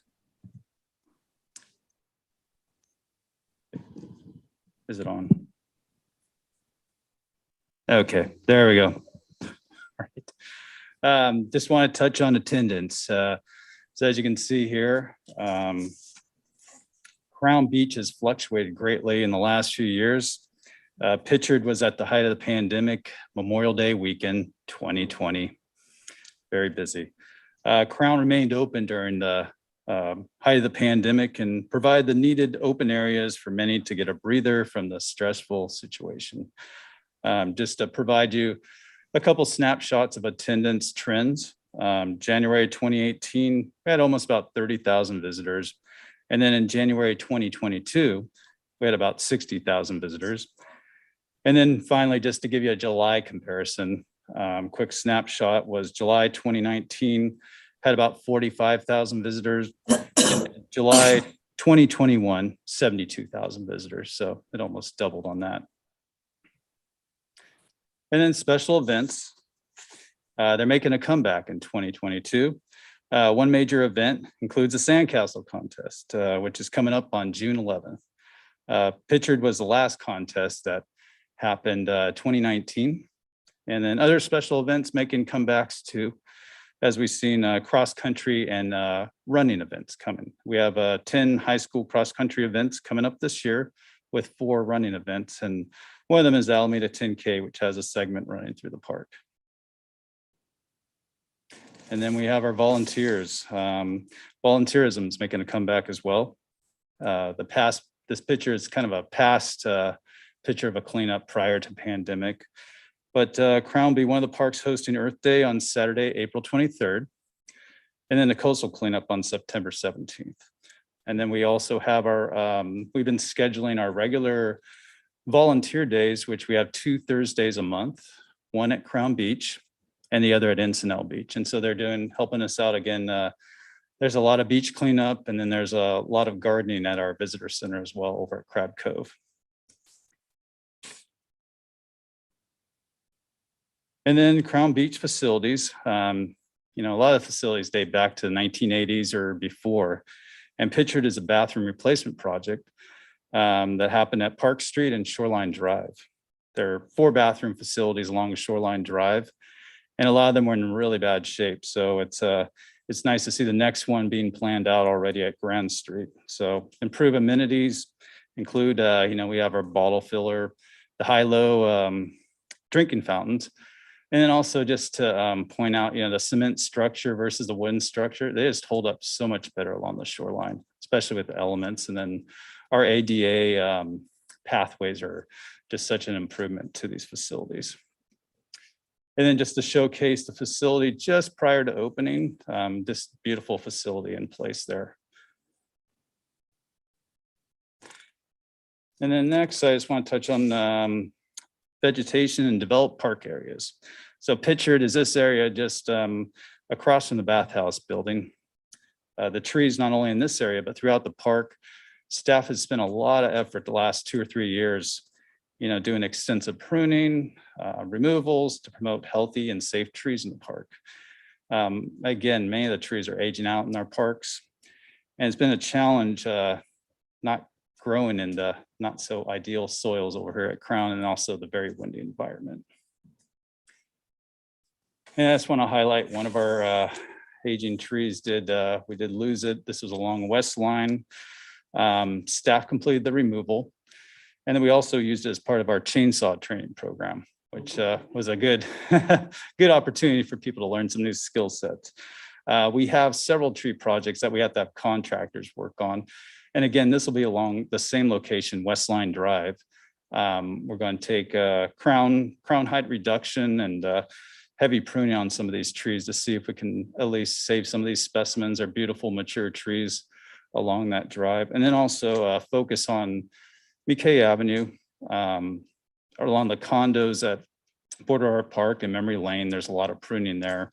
And it's also for safety for our bordering communities and public. And then just want to highlight, pictured is the earth mover that annually plays Mother Nature, bringing back much of the beach as it migrates from wave and tidal action. The ecosystem of man-made beach requires ongoing maintenance, and the annual project is conducted by Roads and Trails. And this is going to happen at or around April 18th this year. We have it scheduled.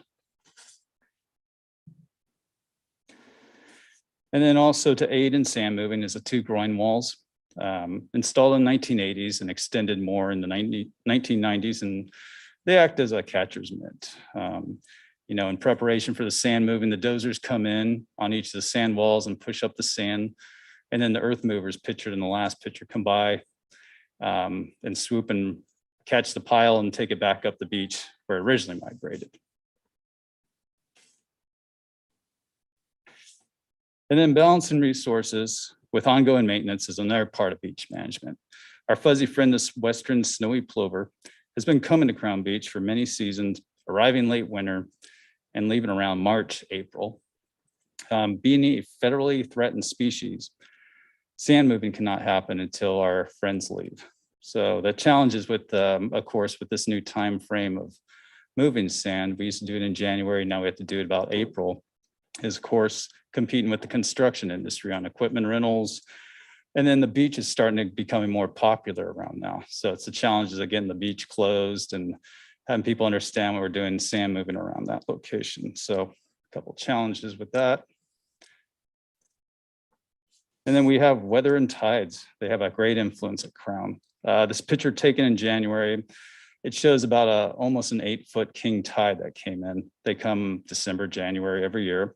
Most regular tides are around 6.5 feet. So we've been lucky. Most of these king tides, well, at least since I've been here, they haven't had that extreme winter event behind them or a wind-driven event. So the erosion hasn't really shown from these. But what we did have in October was a isolated 2021 storm event, I'll call it. And it really shows what a wind-driven storm can do on the beach. Erosion was already showing over the summertime, but this storm really just escalated that erosion. And you can see that footing, I can point it out here. So you can see that footing. Before the storm, there was no footing shown. And then this used to be one of the pathways into the beach. So it used to be a nice little Moby mat carrying through. That was all washed away as a result of that storm. And then just showing the area near the kite surf where Westline and Shoreline Drive meet, the extensive erosion.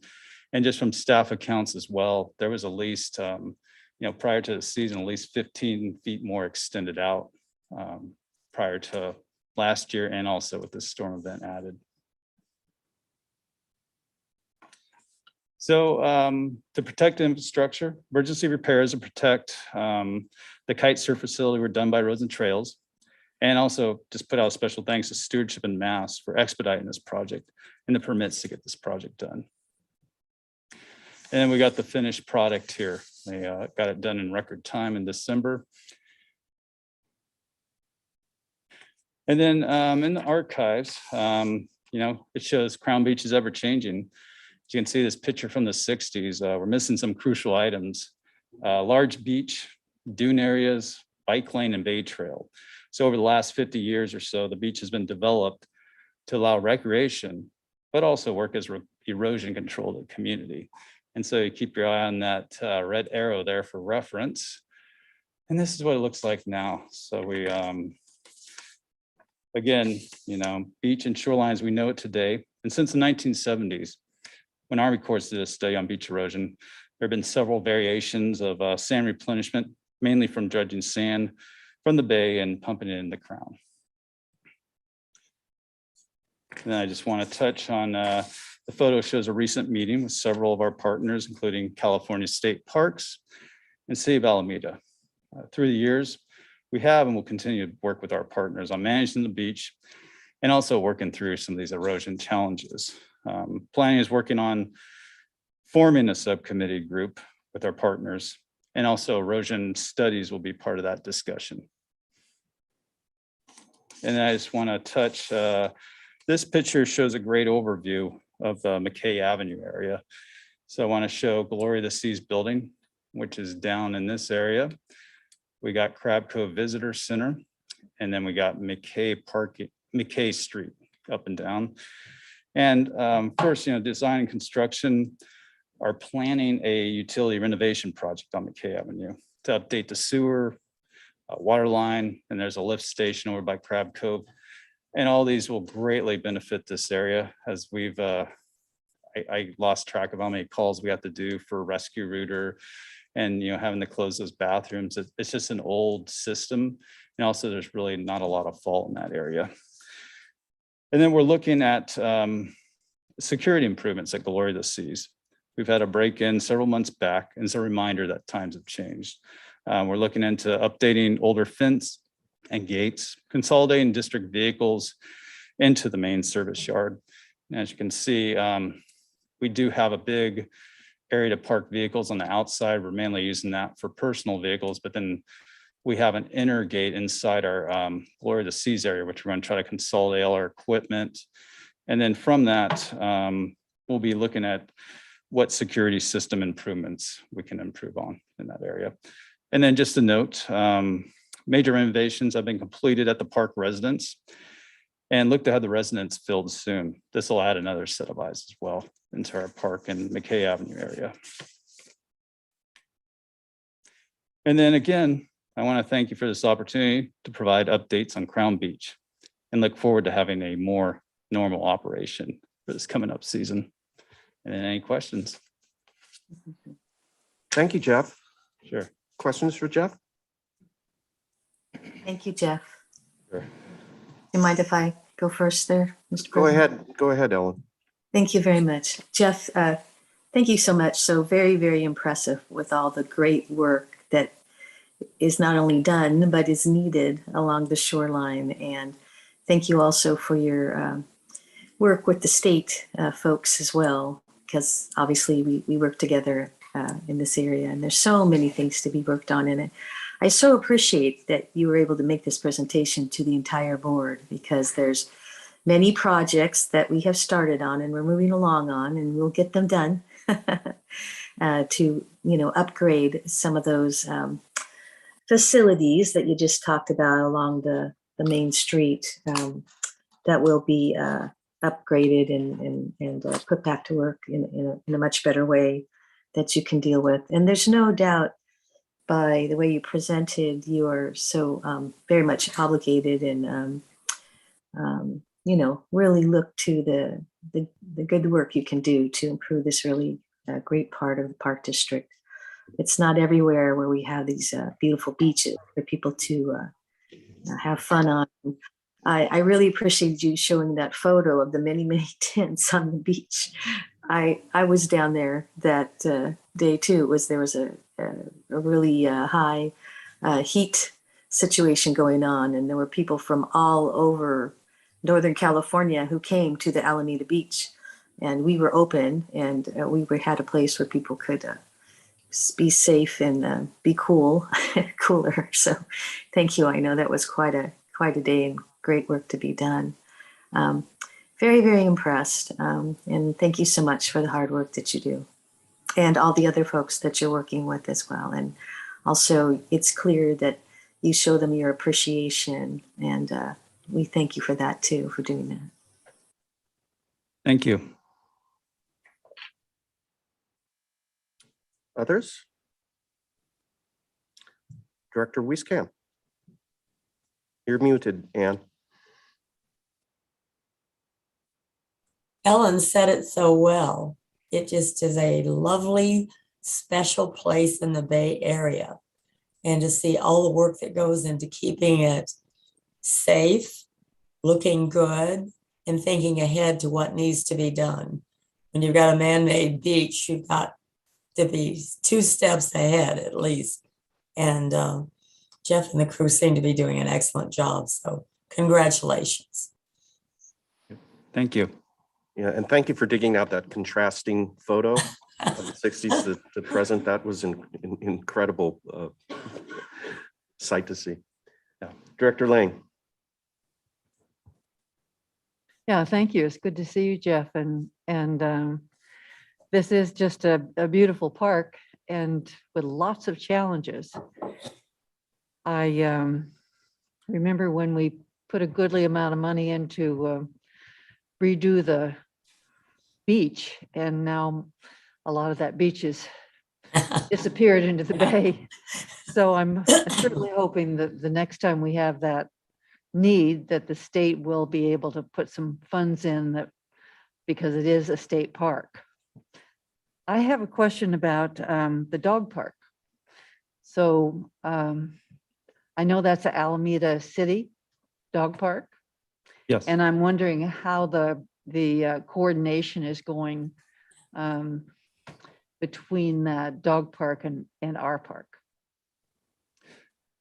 Yeah, I can answer that. The coordination at our maintenance level, we have a really good relationship, especially at the park supervisor level, and they're similar on their side as they have talks when there is maintenance needs, or if there's they work together on there's some trees that were of concern on the fence line there, and they kind of work together to address some of those. So I think it's a case by case as the issues come up. They do have some good dialogue.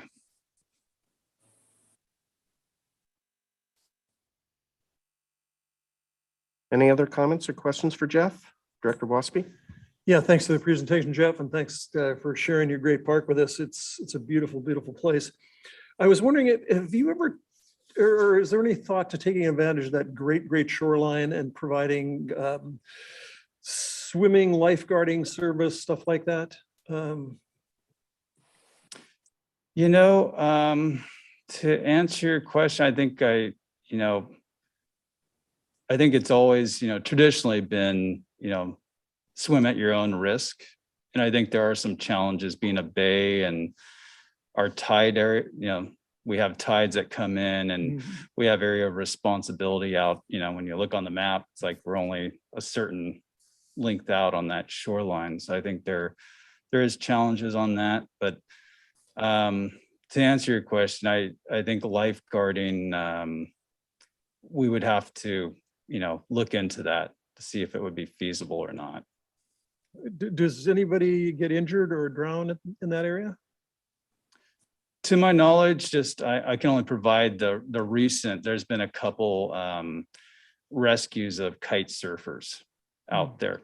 I can provide the recent knowledge, but I can also look back to see, the history on that. But also, they're just starting up the season, so there's a few. Just takes a little bit to get used to your kite surfing board again. All right, thank you.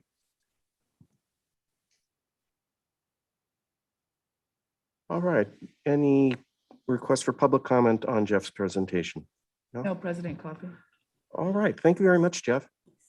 Okay, thank you, Appreciate board. it. Thank you, Jeff. Great job. Item 6, announcements from closed session. Council. Thank you, Director Coffee. We have no announcements from closed session. Okay, thank you. Item 7, board committee reports. Is there a need to augment any of the board committee minutes? I don't think from executive. Finance seems complete. So we will move to board comments. How about one of you zooming in? Who would like to start? I'll start. All right, we'll go from Director Corbett to Director Eccles and then Director Wieskamp. Thank you. So in order to protect the amount of time, I will just state with regard to general board meetings and my committee meetings, I have attended all of those. I won't spend too much time talking about them, but those were attended. I want to, though, address 3 different meetings that I think are important to mention. I had the opportunity as a member of the board to attend a San Leandro City Council meeting and accept their resolution on the 150th birthday of the city of San Leandro. So they had an evening event and they had a chance to talk about some of the history and look at their time capsule that they had unburied and showed the letters and other historic items that were in that. And they appreciate their work with us, but it's history time at the city of San Leandro. It was a very nice evening to be there and represent the Park District. So that was the 21st. And then on the 22nd, it was the very first of our service awards that we attended at the office.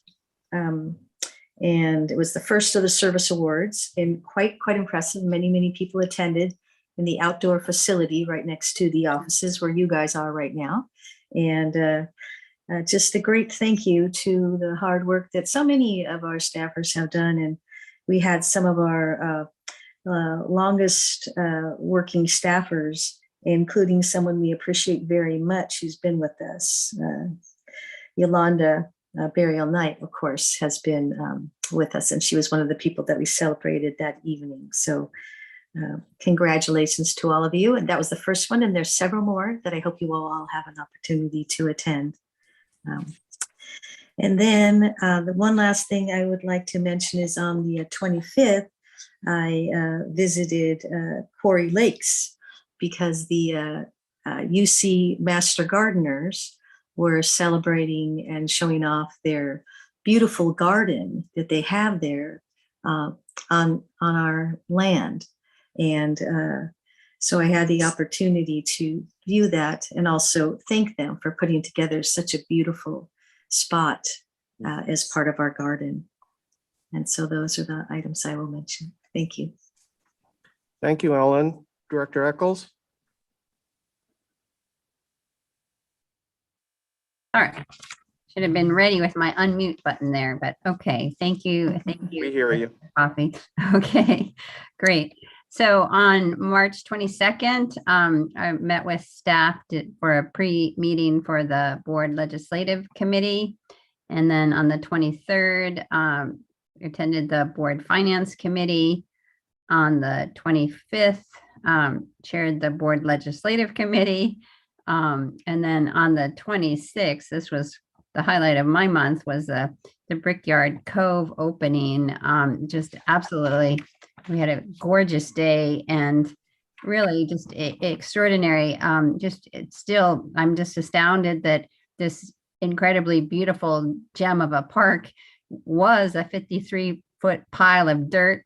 And it was just fabulous to, hear from some of the people who had really worked hard to preserve the land, not only at Brickyard Cove, but, throughout McLaughlin East Shore Park. It was a real, very inspiring history lesson. And I really appreciate all the individual activists and organizations and elected officials who all came together to make McLaughlin East Shore a possibility, or an opportunity, I should say, since it happened, as well as Brickyard Cove. And we had in particular at the event, Senator Skinner, former Senator Hancock, former Assembly member and Berkeley Mayor Tom Bates, as well as current Berkeley Mayor Jesse Arreguin, and of course Robert Chasty from the Citizens for East Shore Parks. And anyway, it was a great event, very, very fun and enjoyable. And then on the 30th of March, we did the second service awards, a staff coffee with board members and staff at Tilden Park. And that was also just a fabulous day. And want to thank President Coffey for coming to both of those events. So really appreciated having him there. And then have been involved in ongoing conversations. I didn't even write down all the days, but many different conversations with both stakeholders, community members, staff regarding Point Malate. So that's an active ongoing conversation as well. So that's my report. Thank you. Thank you, Elizabeth. Director Wieskamp, then Waspy, and then Lane. Okay, on March 8th, I attended an operations meeting on the 23rd finance. And I'm hoping to get a photograph of the 5 memorial oaks that were donated through the foundation for my son, and bring it to the board so you'll have a look at them. And hopefully they'll provide a lot of shade for Livermore's supposed to have 90 degrees later this week. And we're going to need a lot of trees everywhere. That's it. Thanks. Thank you. Dennis. Thank you. On March 16th, I attended the California Association of Recreation Park Districts Board meeting in Sacramento. We did a lot of planning. We've got our annual conference coming up in May. I hope everyone can attend. It's going to be a great conference this year, including our own Eric Feeler from Government and Legislative Affairs is going to do a session up there on how we meet our legislators, make relationships with our legislators, and get good things to happen based on those relationships. On March 22nd, I also attended the first GM coffee at Peralta Oaks. It was a great event, and as our general manager pointed out, there were some people there that had worked for the Park District for 2 years, but had never seen their colleagues in person. And it was that first day and it was a really good meeting when people got to see one another for the first time in some cases. On the 23rd, I attended the Finance Committee meeting, and the 25th, the Legislative Committee meeting. I hiked in a number of parks, including Vargas Plateau, and boy, the closing of Morrison Canyon Road was probably the best thing the Park District's ever done. It is now Morrison Canyon Trail. It's a well-hiked trail. It's a beautiful trail. You're safe. And it's a great passage through those beautiful hills up there. That's great. Yeah, it was really great. So that was it for me, but I'd like to point out a couple of things. One is that in our notes that we get in our correspondence, I would really like to commend whoever wrote this. It says Sabrina Landreth, but it was the letter to the Morinda Fire Protection District in response to their their ordinance that's coming up. And I know it was written by an attorney, and it was so well done. Not that I could judge that type of thing, but I think it was a great case brought forth that says the Park District is an independent special district and that we do our job and we do it well. And I want to thank whoever wrote that, because it was really good reading if you haven't seen it. Also in the packet, Bart O'Brien, our director of the Botanical Garden, was awarded with the American Horticultural Society's Liberty Hyde Bailey Award, which is a Lifetime Achievement Award for his contributions to the horticultural world. I read about Bart. I've known Bart for as many years as he's been here. I appreciate all his work and how he knows everything. But geez, I looked at his resume. It's incredible, just incredible. And a great honor for the district. I'd also like to acknowledge the retirement of Amy Coulter, who worked for 20 years for the Park District and is retired. And then the last thing I did today was really great. All this milieu, we get into all the business of the Park District. I happened to be taking my hike today at Lake Chabot, and I met up with Dave Renchie. I saw him on the side of the road, and he was looking across the lake. And he told me the story of the bald eagles that are nesting at Lake Chabot. And there's a nesting pair that's been there for a couple of years, maybe 10 years, I'm not sure.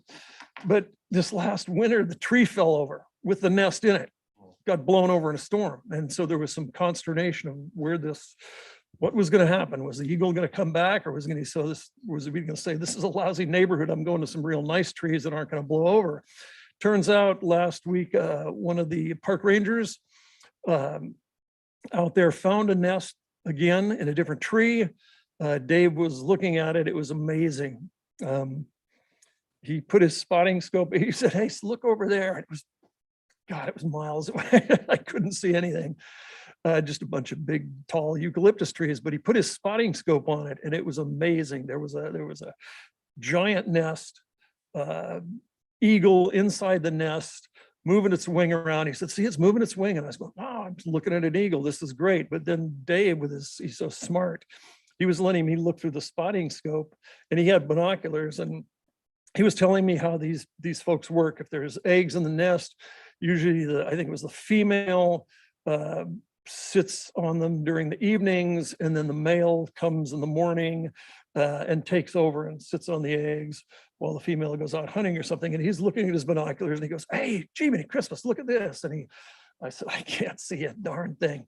So he put the spotting scope on the female that was sitting there just sitting on a branch, you could see everything, this beautiful, beautiful bald eagle. Wow. Right there in Castorelli. It was great. It was a wonderful experience, and kind of the reason we're all here. Yeah. So fabulous. That's it for me. Thank you. Thank you for that story. Director Lane. Thank you. All right, since our last board meeting, I did attend the East Bay Leadership Council, they're still doing they were doing a hybrid, which was their first time they had people in person. And they had a number of projects that are very interesting for us. And I think we need to be sure we are taking part in this council activity. It's been a pleasure for me to be on their board. The board's a little too large, and I think that they're probably going to make it create a smaller one in the year to come. I too went to the employee recognition coffee out here, and I want to congratulate everybody for having such a creative picnic area in our parking lot. It's really impressive. We could have done it inside in this room and been crowded, and outside was just lovely. So we're enjoying our spring weather. Then I did attend the League of California Cities East Bay Division legislative meeting, which they had in Danville. Very tempting for me since it was 10 minutes from my house. And we heard from Senator Glazier, Assembly Member Grayson, and Assembly Member Lee. Mr. Lee is very young. And he represents part of the Park District, but just a small part. And he was very impressive. He hasn't been there that long, and he knows a great deal. And one of the things that he is working on is some revisions in state legislation, so we don't have to meet because it's an emergency. And I think everyone there who were council members and mayors from the East Bay really appreciated the work that he was doing on that project. It's really nice to see people again, and then you can have informal conversations, which are just don't happen when you have your Zoom programs. Then I was out of town for a week and went to Mexico to Banamichi, which is in Sonora, doing some things with the ANZA Society connected to the ANZA Trail Foundation, on which I serve, and that was very interesting. Came back with a resolution to do some work on my Spanish, as you might imagine. Certainly could be improved. And then, because I missed the Brickyard opening on Sunday, a friend of mine and I went to see Brickyard and to hike out and to look around. And it was really delightful. I mean, we also had lunch at Seabreeze restaurant. And that was interesting because, you know, that intersection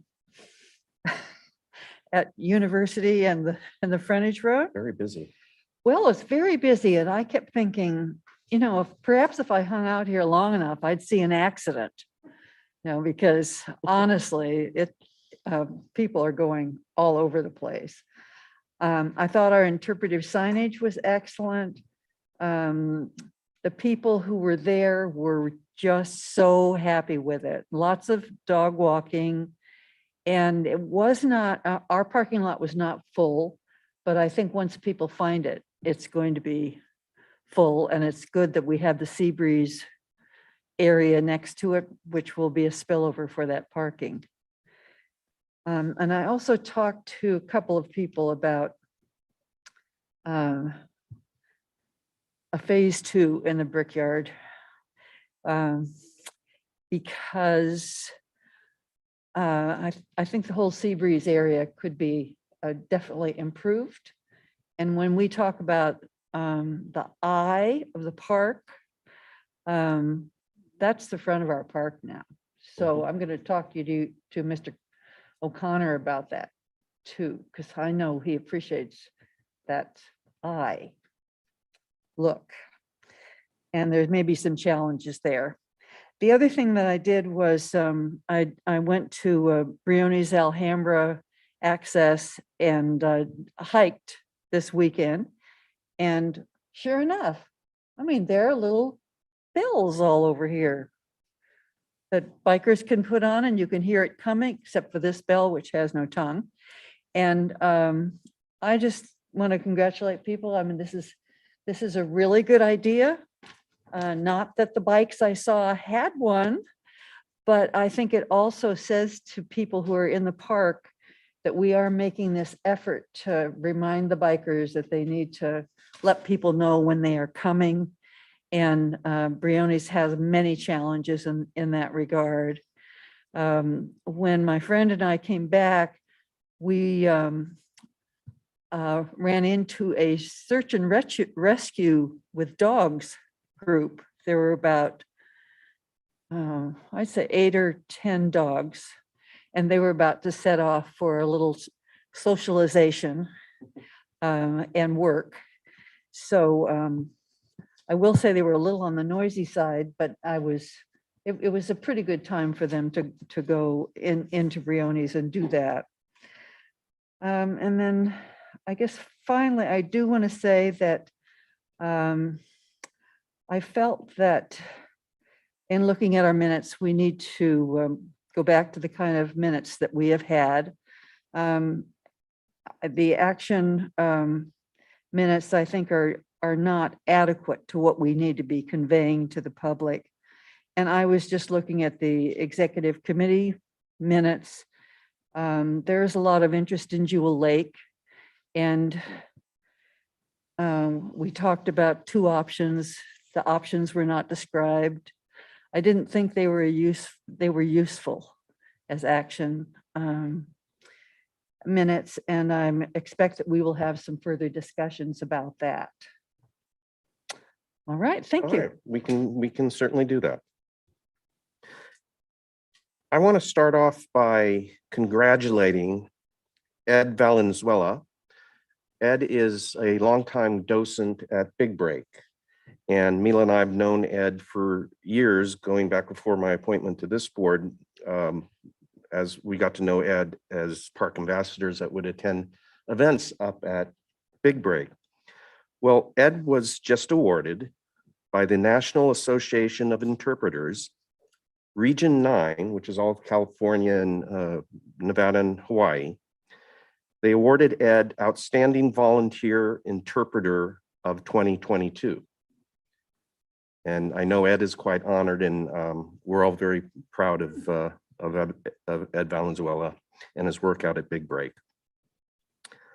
On the 15th, after our last board meeting, I attended a meeting of the leadership of the 1,000 Friends of Martinez group, environmental advocacy group. They have concerns with the city of Martinez's general plan development and its impact potentially on the Radke shoreline. So I went over their concerns, and I've been working with our planners on the same. On the 18th, I attended a hike sponsored by John Muir Land Trust of Harvey Ranch in Moraga. And this is a couple hundred acres of land right above St. Mary's College. Beautiful ridgeline, kind of straddles the San Leandro watershed and the Walnut Creek watershed, and is close to the northern point of Las Trampas. Beautiful day, and it was a really good hike. And I learned about some things that the Park District is doing to try to help facilitate this acquisition by the John Muir Land Trust that sounded really good of us to do. Also on the 18th, I had a meeting with Antioch's Director of Park and Rec to discuss events that they hope to partner with the Park District on the 150th anniversary of the city of Antioch. And Jim O'Connor's been helping us work out some fee issues with the city of Antioch successfully. And I was very thankful for Jim's help with their issue. On the 19th, I attended a hike of the George Miller Trail that was sponsored by the Contra Costa Bar Association, of which I think about 15 years ago, I was president of my county bar, something I was very proud of, and they keep in touch with me and asked me to do this walk with a wellness walk with members of the Bar Association. On the 21st, I had a meeting with the general manager to discuss board workshops and getting those underway in terms of planning. On the 22nd, I met with Carol Johnson and Juliana to discuss Regional Park Foundation issues and the upcoming meetings.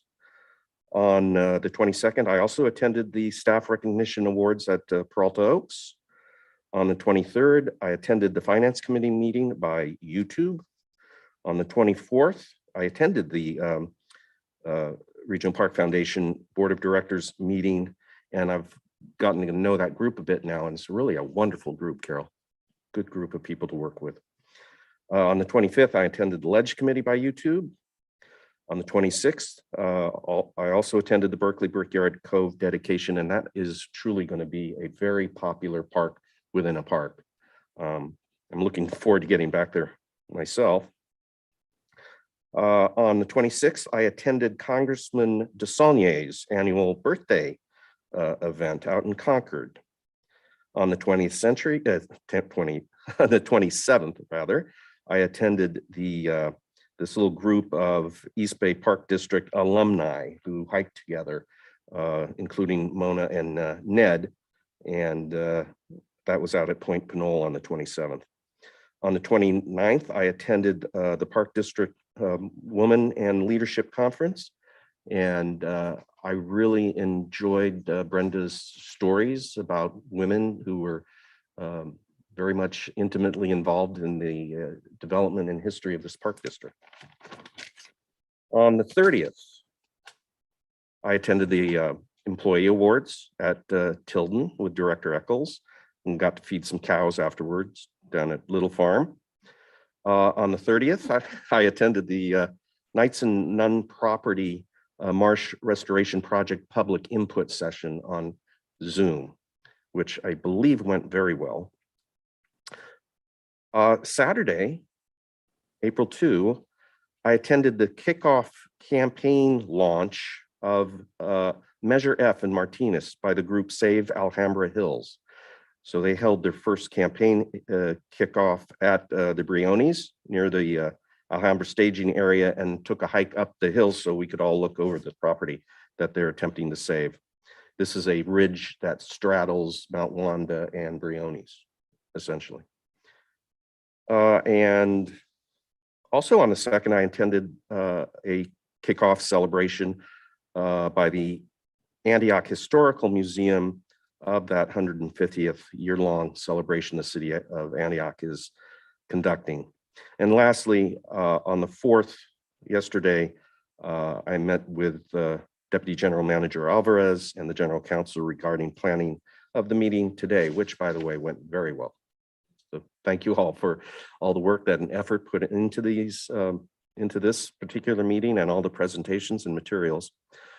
Before we adjourn.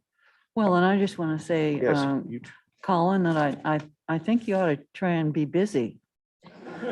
You know? Well, you know, That was really something almost every day on the Park District. So. I've been thinking this president's thing was timed well for me, especially for February, March, and April, because my wife, who does people's taxes and financial planning, I don't see very much, so it gets lonely. So this helps make up for that, and I appreciate being in need. Before we adjourn, we want to adjourn in the memory of Dr. Nina Roberts, a San Francisco State University professor with a long partnership with this Park District. And Dr. Alvarez, could you say a few words about Dr. Roberts? Yes, thank you so much. There she is. Director Coffey. We suffered a great loss last week, us meaning the environmental community and the parks and recreation industry. Dr. Nina Roberts was very well known in terms of her contributions for over 30 years in the profession, both in the world of academia, as well as with practitioners and community-based organizations. As you said, Director Coffey, she was a very beloved professor at San Francisco State University Department of Recreation, Parks, and Tourism. And she was also the faculty director for the Institute for Civic Engagement. And Dr. Roberts was a great friend to the East Bay Regional Park District. She actually did a beautiful work under the leadership of Jim O'Connor and Carol Johnson in our interpretation and recreation department pertaining to our youth master plan. And so it's a loss for us to have her depart. But with your support and your concurrence, I'd like to read a little bit about Dr. Roberts. Yes, please. So Nina Roberts was a dynamic educator and respected leader. I'm going to put my readers. Yeah, me too. Yes. Her research is highly regarded in the areas of race, ethnicity, culture, and natural resources. She was also nationally known for her work pertaining to urban youth, as well as women and girls outdoors, including the connection to developing healthy lifestyles. Nina was both a visionary and action-oriented. She was just full of life, a very hyperactive leader, and she has been acknowledged for her commitment to social justice, equity, and inclusion, with a great desire to break down the barriers, especially relating to diversity, park access, and recreational opportunities in the great outdoors, specifically on public parklands. Her work was known with National Park Services, the state parks, as well as regional parks. Her work to today continues to provide leaders and managers in outdoor recreation and adventure, as well as natural resource education and conservation with innovative ways and rethinking old paradigms in order to respond more effectively to changing demographics, as well as cultural shifts and trends across the United States. Dr. Nina Roberts passed away last Monday, and she left, in her departure, she was still leaving us with key messages. And she wrote in her last journal entry that the world needs more compassion, kindness, and love. And we must never forget to challenge, question, and remain curious or stay curious. So in her memory and in her honor, thank you for allowing me the opportunity to share with you. All righty. Thank you much. And thank you for sharing that background. She'll be missed way too soon to go. I did get an opportunity to meet her a couple of times. I remember in connection with events that revolved around the Richmond Rangers group and the Yes in Nature group. Let me look around the room once more and see if there's anything that we need to address before we adjourn. Can I get the full screen? There we go. Anything from my colleagues? All right, we will stay.